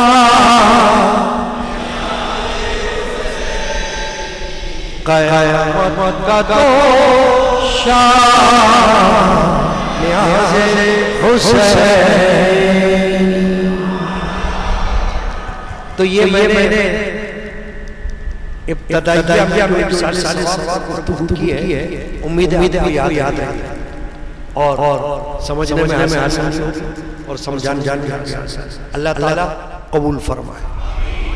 رسول پاک پہ بھیجائے خدا درود و سلام. علی و فاطمہ حسن و حسین پر بھی مدام.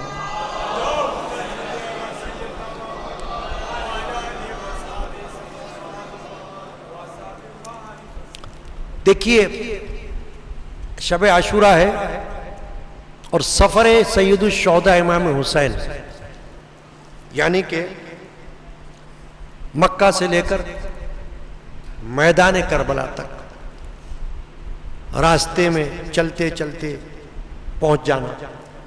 اس سفر کی طرف آج کی رات ہم کچھ سن رہے ہیں. سید الشہداء حضرت امام حسین رضی اللہ تعالی عنہ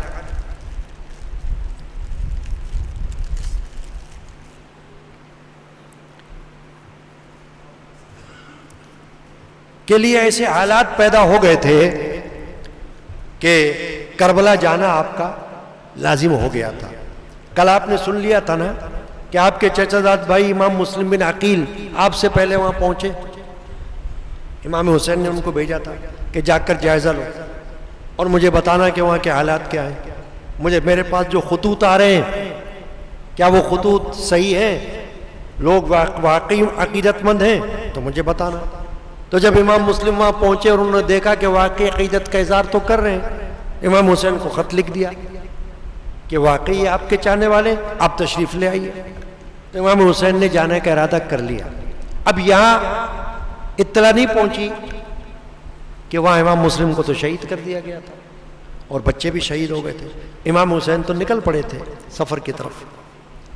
تو مکہ والوں کو جب آپ کے سفر کا ارادہ معلوم ہوا تو انہوں نے آپ کو روکنے کی کوشش کی کہ آپ نہ جائیں, کیونکہ وہاں کے حالات وہاں کے لوگوں کے علم میں ہیں کہ وہ بے وفائی کرتے ہیں, کیا پتہ آپ کا وہاں جانا خطرناک ہو. لیکن حضرت امام حسین نے یہ جواب دیا کہ انہوں نے مجھے مجبور کیا ہے اور میرے لیے ضروری ہے کہ میں جاؤں تاکہ وہاں جا کر ان کا حوصلہ بلند کروں, ان کا سرپرست بنوں, ان کی سرپرستی کروں. وہ مجھے امام بنانا چاہ رہے ہیں وہاں اپنا. یزید سے بیزار ہے. چنانچہ حضرت امام علی مقام روکنے کے باوجود آپ 3 ذی الحجہ 60 ہجری کو اپنے اہل بیت اور خدام جو کل 82 ہستیاں ہوئیں, 82 نفوس, 82 لوگ, ان کو لے کر مکہ شریف سے عراق کے لیے روانہ ہو گئے. اس سفر میں حضرت سید الشہداء امام حسین رضی اللہ عنہ کے ساتھ آپ کے 3 صاحبزادے تھے اور اس کے علاوہ حضرت امام حسین کی 2 ازواج پاک بھی تھیں اور اس کے علاوہ حضرت امام حسن کے 4 نوجوان صاحبزادے بھی تھے، اور خود امام حسین کے معصوم فرزند علی اصغر بھی تھے اور علی اکبر بھی تھے۔ اس کے علاوہ حضرت علی کرم اللہ وجہ کریم کے 5 فرزند بھی ساتھ میں تھے۔ گویا کہ پورا کنبہ تھا اہل بیت کا، اتنے سارے نفوس، اتنی ہستیاں، جلیل القدر، اس کا مطلب ہے کہ پورا گھرانہ ہی ساتھ تھا نا۔ قافلہ جا رہا تھا، اب جنگ کی نیت سے تو جا نہیں رہے تھے، یہ سوچ کر تو نہیں جا رہے تھے ہم جا کر وہاں لڑیں گے، وہ تو لڑائی مسلط کر دی گئی، جنگ مسلط کی گئی آپ پر، ورنہ آپ جنگ کے لیے نہیں جا رہے تھے، آپ تو اپنے کنبے کو لے کر وہاں سے کوچ کر رہے تھے مکہ شریف سے کربلا کے لیے، عراق کے لیے۔ چنانچہ حضرت عقیل کے فرزندوں میں سے حضرت مسلم تو پہلے ہی جا کر وہاں شہید ہو گئے تھے، اور باقی حضرات جو تھے یہ آپ کے ساتھ نکلے۔ حضرت امام حسین رضی اللہ تعالی عنہ جب مکہ شریف سے باہر نکلے تو حاکم مکہ نے ایک فوجی دستہ بھیجا جس نے آپ کو روکنا چاہا کہ آپ واپس چلے جائیں، لیکن حضرت امام حسین نے انکار کیا۔ نتیجہ یہ ہوا کہ دونوں طرف سے کچھ کشیدگی بھی پیدا ہوئی، لیکن پھر قافلہ آگے بڑھ گیا۔ اس کے بعد آپ بڑھتے چلے گئے یہاں تک کہ مختلف مقامات میں سے ہوتے ہوئے آپ قریب پہنچ گئے۔ جب قریب پہنچے تو آپ کو علم ہوا کہ حضرت امام مسلم بن عقیل جو آپ کے چچا زاد بھائی تھے، جن کو آپ نے بھیجا تھا، وہ وہاں شہید کر دیے گئے اور ان کے بچے بھی شہید ہو گئے۔ آپ کو افسوس ہوا اور آپ نے بار بار ان للہ و انا الیہ راجعون کی تکرار فرمائی، یعنی سن کر آپ کو صدمہ ہوا کہ ان کو بے گناہ شہید کر دیا گیا۔ قافلہ آگے بڑھتا گیا اور کچھ لوگ جو اہل عرب تھے راستے میں سے آپ کے ساتھ ہوئے تھے وہ تو ادھر ادھر ہو گئے، لیکن جو لوگ مدینہ طیبہ سے آپ کے ساتھ آئے تھے، مکہ شریف سے مدینہ پھر مدینہ طیبہ سے اس طرف، وہ آپ کے ساتھ تھے۔ 60 ہجری محرم کی پہلی تاریخ کو آپ ایک مقام پر کوہ ذی حشم جگہ کا نام ہے، وہاں خیمہ زن ہوئے تو حر بن یزید تمیمی 1000 لشکر لے کر آپ کو گرفتار کرنے کے لیے وہاں آ گیا، جو بعد میں آپ کا خیر خواہ بن گیا۔ دوپہر کا وقت تھا، دشمن کے گھوڑے اور لوگ بہت پیاسے تھے۔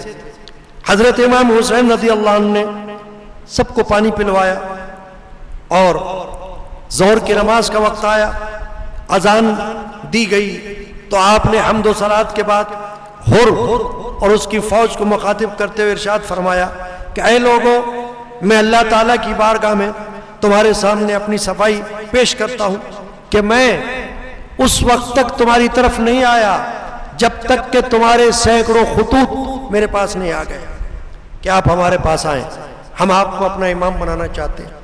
تب میں اپنا سفر میں نے شروع کیا، اور اب تم لوگ میرے ساتھ کیا کرنا چاہتے ہو؟ آپ کی اس تقریر کے بعد کچھ دیر خاموشی رہی، کوئی جواب نہیں آیا۔ آپ نے حر سے پوچھا کہ تم ہمارے ساتھ نماز پڑھو گے یا الگ؟ اس نے کہا نہیں، آپ نماز پڑھائیے، ہم آپ کے پیچھے نماز ادا کریں گے۔ چنانچہ انہوں نے نماز ادا کی۔ جب عصر کا وقت ہوا تو حضرت امام علی مقام نے اپنے ساتھیوں کو حکم دیا کہ روانہ ہونے کے لیے تیار ہو جائیں، خیمے سے باہر تشریف لائے۔ اس وقت بھی دونوں گروہوں نے آپ کے پیچھے نماز پڑھی، اور نماز کے بعد آپ نے پھر مجمع کی طرف اپنا رخ فرمایا اور حمد و صلات کی، اور اس کے بعد فرمائے لوگوں، اگر تم تقوی اختیار کرو گے، حق والوں کا حق پہچانو گے تو اللہ تعالیٰ کی خوشی تم کو ملے گی۔ جو تم پر ظلم و زیادتی کے ساتھ حکومت کرتے ہیں، ہم اہل بیت نبوت ان کے مقابلے میں خلافت کے زیادہ حقدار ہیں، لیکن اگر تم لوگ ہم کو پسند نہیں کرتے اور ہمارے حق کو نہیں پہچانتے، جو کہ تم نے خطوط میں ہم بلانے کے لیے زور دیا تھا، تو پھر میں واپس چلا جاؤں گا۔ حر نے کہا بخدا ہمیں نہیں معلوم آپ کن خطوط کا ذکر کر رہے ہیں، کیونکہ وہ خطوط ہم نے نہیں بھیجے آپ، وہ تو کوفہ والوں نے بھیجے تھے آپ. ہمیں تو یہ حکم دیا گیا ہے کہ آپ جہاں بھی جائیں اور آپ ہمیں مل جائیں تو ہم آپ کے ساتھ رہیں، آپ کو نہ چھوڑیں، یہاں تک کہ آپ کو ابن زیاد کے پاس لے کے جائیں. آپ نے فرمایا کہ اے حر ذرا خیال کر کہ تو کیا کہہ رہا ہے. اسی طرح تکرار ہوتی رہی. آخر میں حر نے کہا کہ مجھے آپ سے لڑنے کا تو حکم نہیں دیا گیا ہے، مجھے تو صرف یہ حکم دیا ہے کہ میں آپ کے ساتھ ساتھ رہوں یہاں تک کہ آپ کوفہ پہنچ جائیں، اور اگر آپ کوفہ جانے سے انکار کریں گے تو جب تک میں ابن زیاد کی رائے معلوم نہ کر لوں تو آپ ایسا راستہ اختیار کریں جو نہ کوفہ کی طرف جاتا ہو نہ مدینہ کی طرف. تو آپ نے اس کی یہ بات کو سمجھ لیا اور آپ بائیں طرف مڑ کر چلنے لگے اور ساتھ ساتھ حر بھی چلتا رہا. رسول پاک پہ بھیجائے خدا درود و سلام علی و فاطمہ حسن و حسین پر بھی مدام.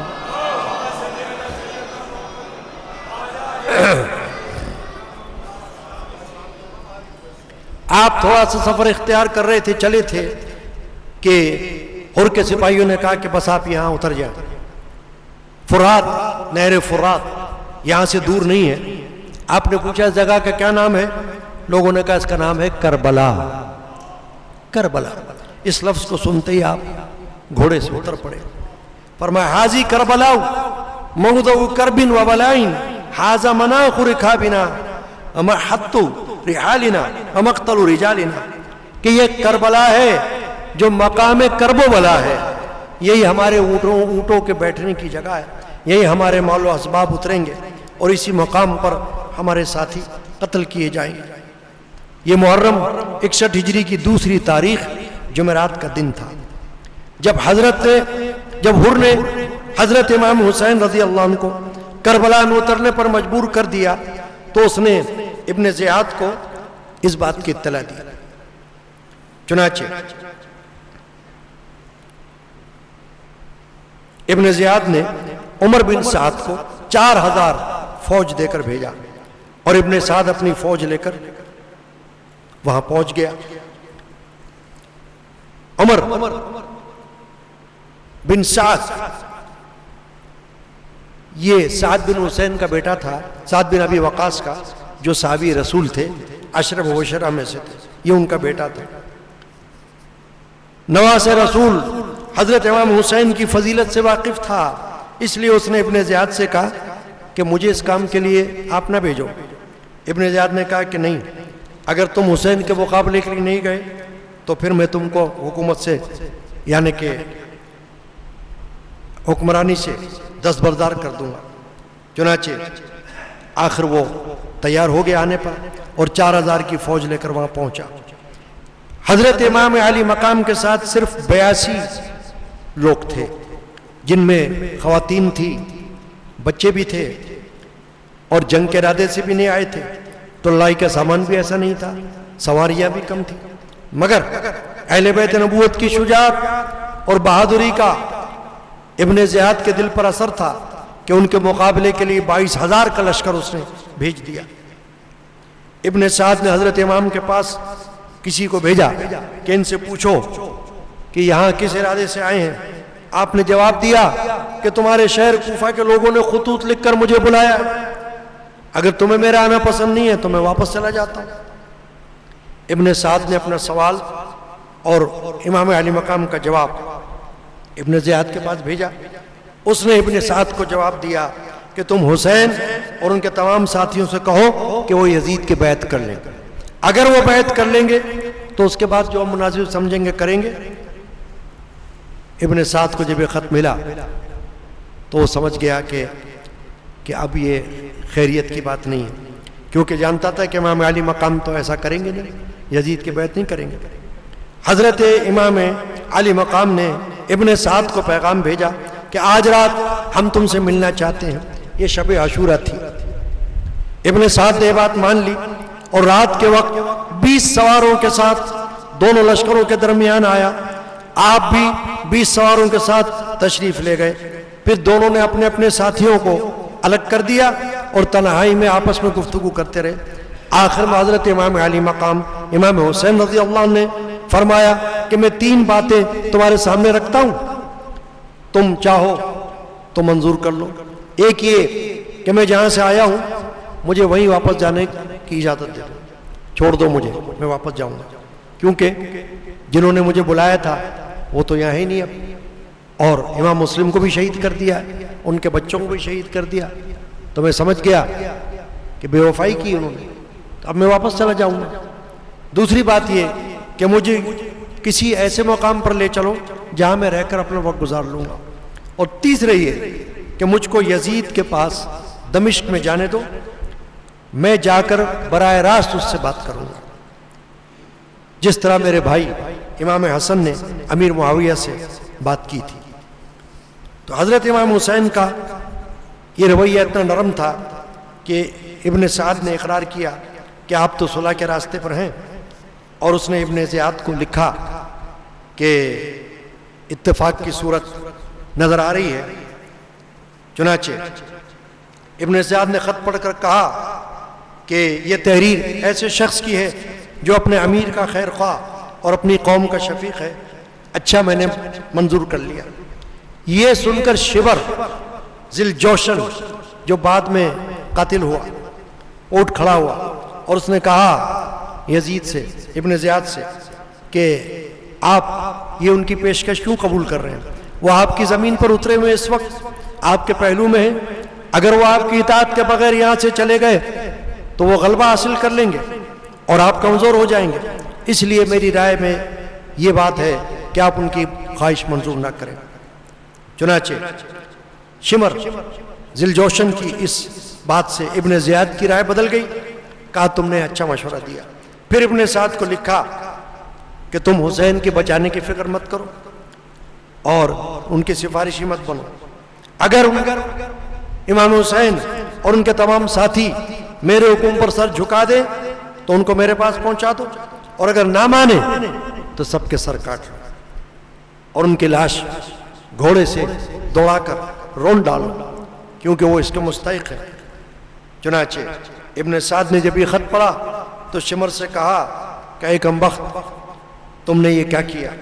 خدا کی قسم میں سمجھتا ہوں کہ تو نے ابن زیاد کو میرے مشورے پر عمل سے روک دیا ہوگا اور اس بات کو بگاڑ دیا ہوگا۔ رسول پاک پر بھیجائے خدا درود و سلام، علی و فاطمہ حسن و حسین پر بھی مدام۔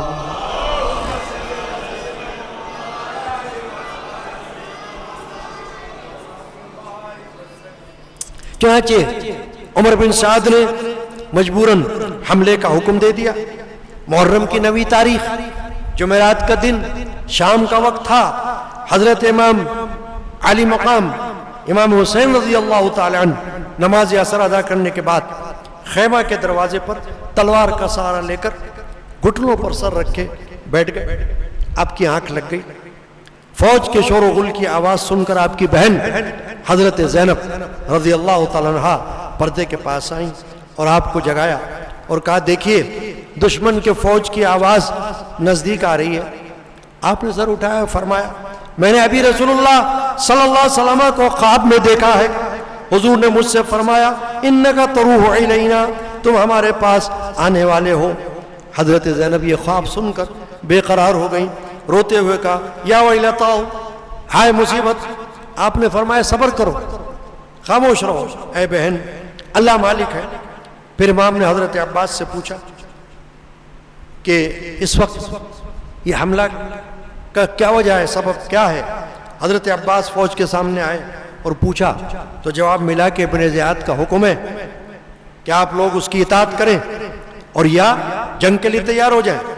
حضرت عباس نے ان کے جواب سے امام علی مقام کو باخبر کیا تو آپ نے فرمایا ان سے کہو 1 رات کی مہلت دو، یہ آخری رات ہے شاید، تو ہم رات میں اللہ کی بارگاہ میں راز و نیاز کریں گے، فریاد کریں گے، نماز پڑھیں گے، دعا مانگیں گے، توبہ استغفار کریں گے۔ اللہ تعالیٰ جانتا ہے کہ میں نماز اور دعا سے، استغفار سے بڑی محبت رکھتا ہوں۔ حضرت عباس نے فوج کے دستے سے کہا کہ ہمیں 1 رات کی مہلت دی جائے، انہوں نے ان کی بات مان لی۔ اس کے بعد حضرت امام علی مقام نے اپنے ساتھیوں کو جمع فرمایا اور ان کے سامنے تقریر فرمائی کہ سب تعریفیں اللہ پاک کے لیے ہیں، آرام تکلیف ہر حال میں اس کا شکر ہے۔ اے اللہ میں تیرا شکر بجا لاتا ہوں، تو نے ہمیں اہل بیت نبوت کی عزت عطا فرمائی، قرآن کا علم اور اس کی سمجھ عطا فرمائی، اور سننے والے کان اور دیکھنے والی آنکھیں اور دل آگاہ کی نعمتوں سے مالا مال فرمایا۔ اس کے بعد امام علی مقام نے فرمایا کہ میں دنیا میں کسی کے ساتھیوں کو اپنے ساتھیوں سے زیادہ وفادار نہیں جانتا، اور نہ کسی کے گھر والوں کو اپنے گھر والوں سے زیادہ نیکوکار اور صلہ رحمی کرنے والا دیکھتا ہوں۔ اللہ تعالیٰ تم سب کو میری طرف سے جزائے خیر عطا فرمائے۔ سنو، میں یقین رکھتا ہوں کہ ان دشمنوں کے ہاتھوں میری کل شہادت ہونے والی ہے۔ میں تم سب کو اجازت دے رہا ہوں کہ رات کا اندھیرا چھایا ہوا ہے، تم لوگوں کا اگر جی چاہے تو جہاں چاہو جا سکتے ہو، تم پر میرا کوئی زور نہیں۔ یہ لوگ میرے قتل کے در پہ ہیں، یہ جب مجھے قتل کر لیں گے تو پھر کسی سے کچھ نہیں کہیں گے۔ امام علی مقام کی تقریر سن کر سب سے پہلے حضرت عباس، پھر آپ کے دوسرے بھائی، بیٹے، بھتیجے، بھانجے، سب نے بیک زبان ہو کر کہا کہ یا امام، کیا ہم اس لیے چلے جائیں کہ آپ کے پاس زندہ رہ جائیں؟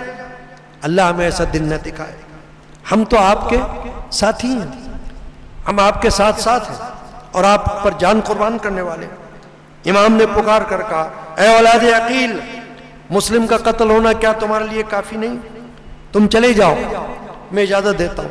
ان لوگوں نے کہا، خدا کی قسم یا امام، ہم سے ہی ہرگز نہ ہوگا، بلکہ ہم آپ کے دشمن سے مقابلہ کریں گے، یہاں تک کہ اپنی جانیں آپ پر قربان کریں گے۔ اللہ تعالیٰ ہمیں وہ زندگی نہ دے جو آپ کے بعد ہمیں گزارنا پڑے۔ حضرت مسلم بن اوسجہ اسدی کھڑے ہوئے اور کہا، ہم آپ کو چھوڑ کر چلے جائیں، یہ ہم سے نہیں ہو سکتا۔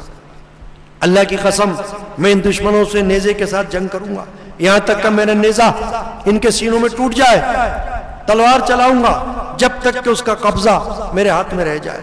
اللہ کی قسم، اگر میرے پاس ہتھیار نہ ہوں گے تو میں پتھر مار کر بھی دشمنوں سے لڑوں گا، اور اس طرح میں اپنی جان آپ پر نچھاور کر دوں گا۔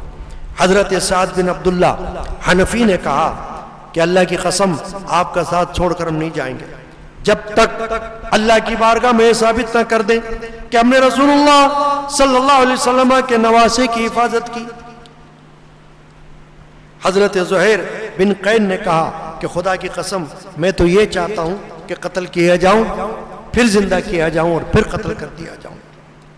غرض ہے کہ اسی طرح آپ کے تمام ساتھیوں نے اپنی اپنی عقیدت اور جانی ساری ظاہر کی، اور سب کا مطلب یہی تھا کہ یہ نہیں ہو سکتا کہ ہم آپ کو چھوڑ کر چلے جائیں اور آپ کو اکیلے چھوڑ دیں یہاں پر۔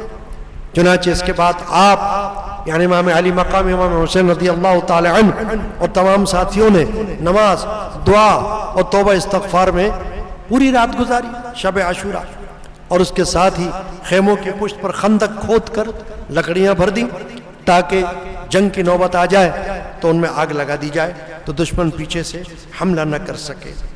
رسول پاک پہ بھیجائے خدا درود و سلام، علی و فاطمہ حسن و حسین پر بھی مدام۔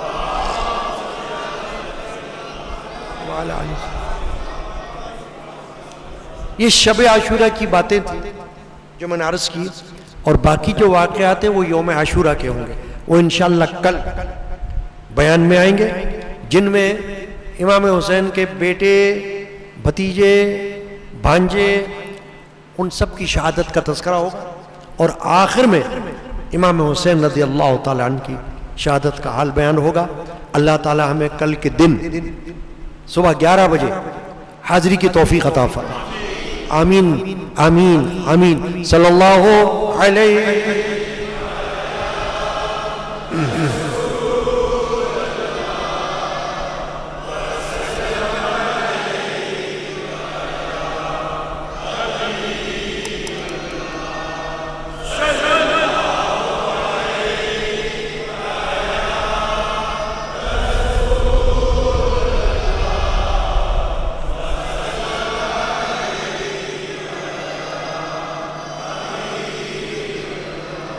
سلطان کربلا کو ہمارا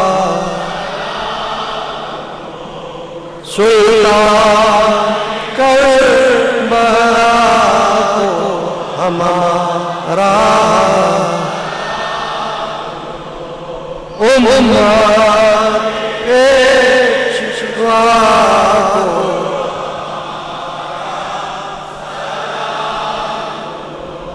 امت کے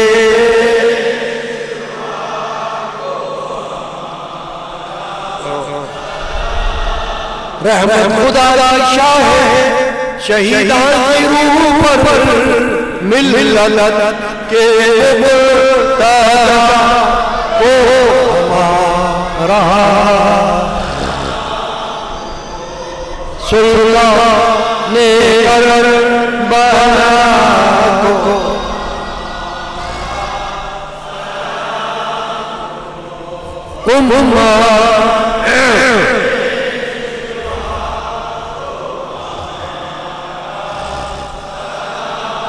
رنج و بلا شکر خدا کا ادا کیا اس دافع بلا کو ہمارا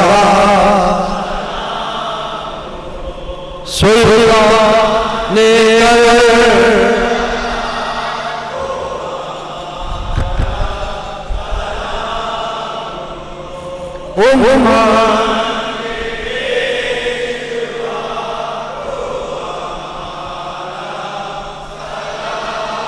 خنجر گلے میں اور دعا نہ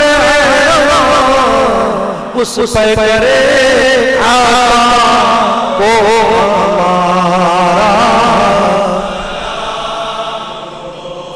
سلطان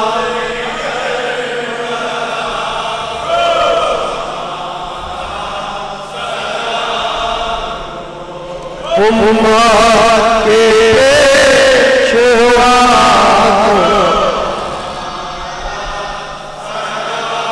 یہ بھوک اور یہ پیاس یہ فرض جہاد حق سرچشمہ رضا کو ہمارا سلام ہو سلام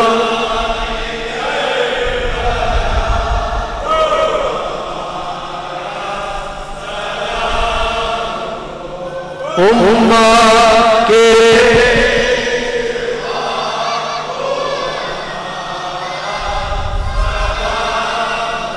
پڑھ کر درود ادب سے غلام علی کے سلطان کربلا کو رہا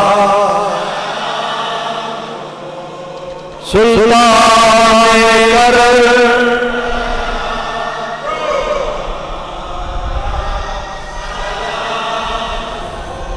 امت کے پیشوا کو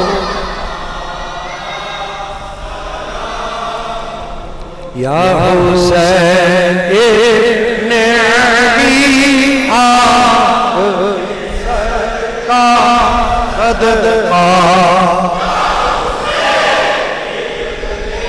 علی آپ کے صدقہ آپ جو دو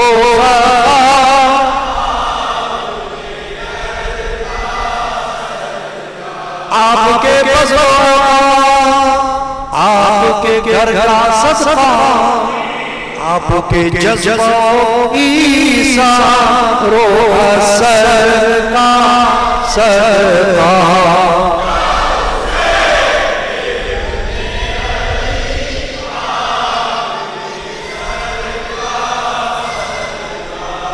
آپ جو دو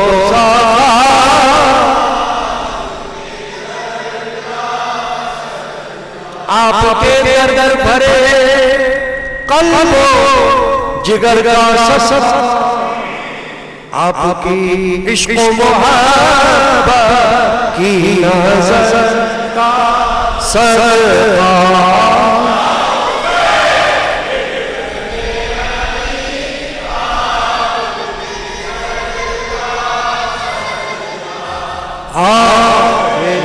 جو دو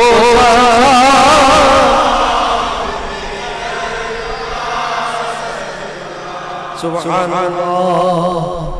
اللہ تعالیٰ شب عاشوراء کی محفل کی حاضری خواتین و حضرات چھوٹوں بڑوں کی طرف سے مجھ گناہگار سمیت اپنی بارگاہ میں قبول فرما۔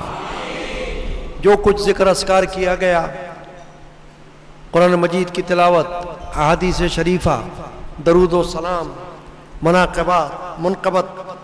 مناقب اور مسئلہ ایصال ثواب اور سید الشہداء سیدنا امام حسین رضی اللہ تعالیٰ عنہ کا سفر مکہ سے میدان کربلا کی طرف، اللہ تعالیٰ ان سب کو قبول فرما۔ حاضر نظر و نیاز برائے ایصال ثواب اللہ تعالیٰ قبول فرما۔ آمین آمین آمین۔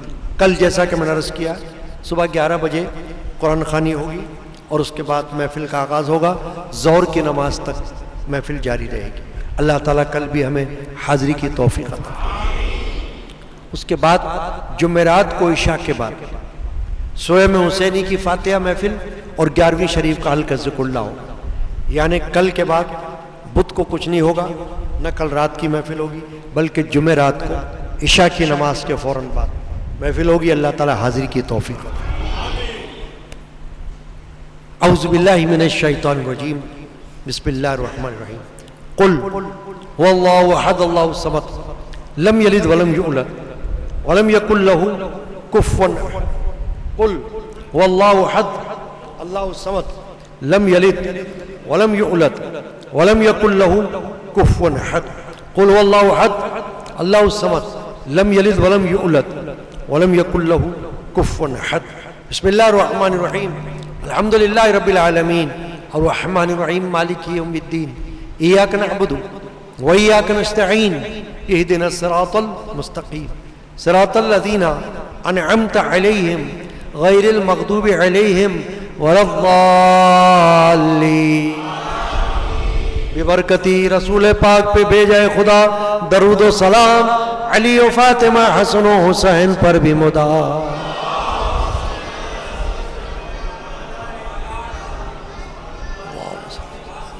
نیاز حسینی کے لیے خادمین حاضر ہو رہے ہیں، دعاؤں کے لیے جن جن لوگوں نے عرض کیا ہے، مغفرت کے لیے، بیماریوں سے شفا کے لیے، رزق روزی میں خیر و برکت کے لیے، گھر میں برکت کے لیے، کاروبار میں برکت کے لیے، روزگار کے حصول کے لیے، جو جو دعائیں، جو جو حاجتیں آج کی شب لوگوں نے لکھ کر بھیجی ہیں، اللہ تعالیٰ سید الشہداء کے صدقے میں سب کی حاجتوں کو پورا فرمائے، آمین۔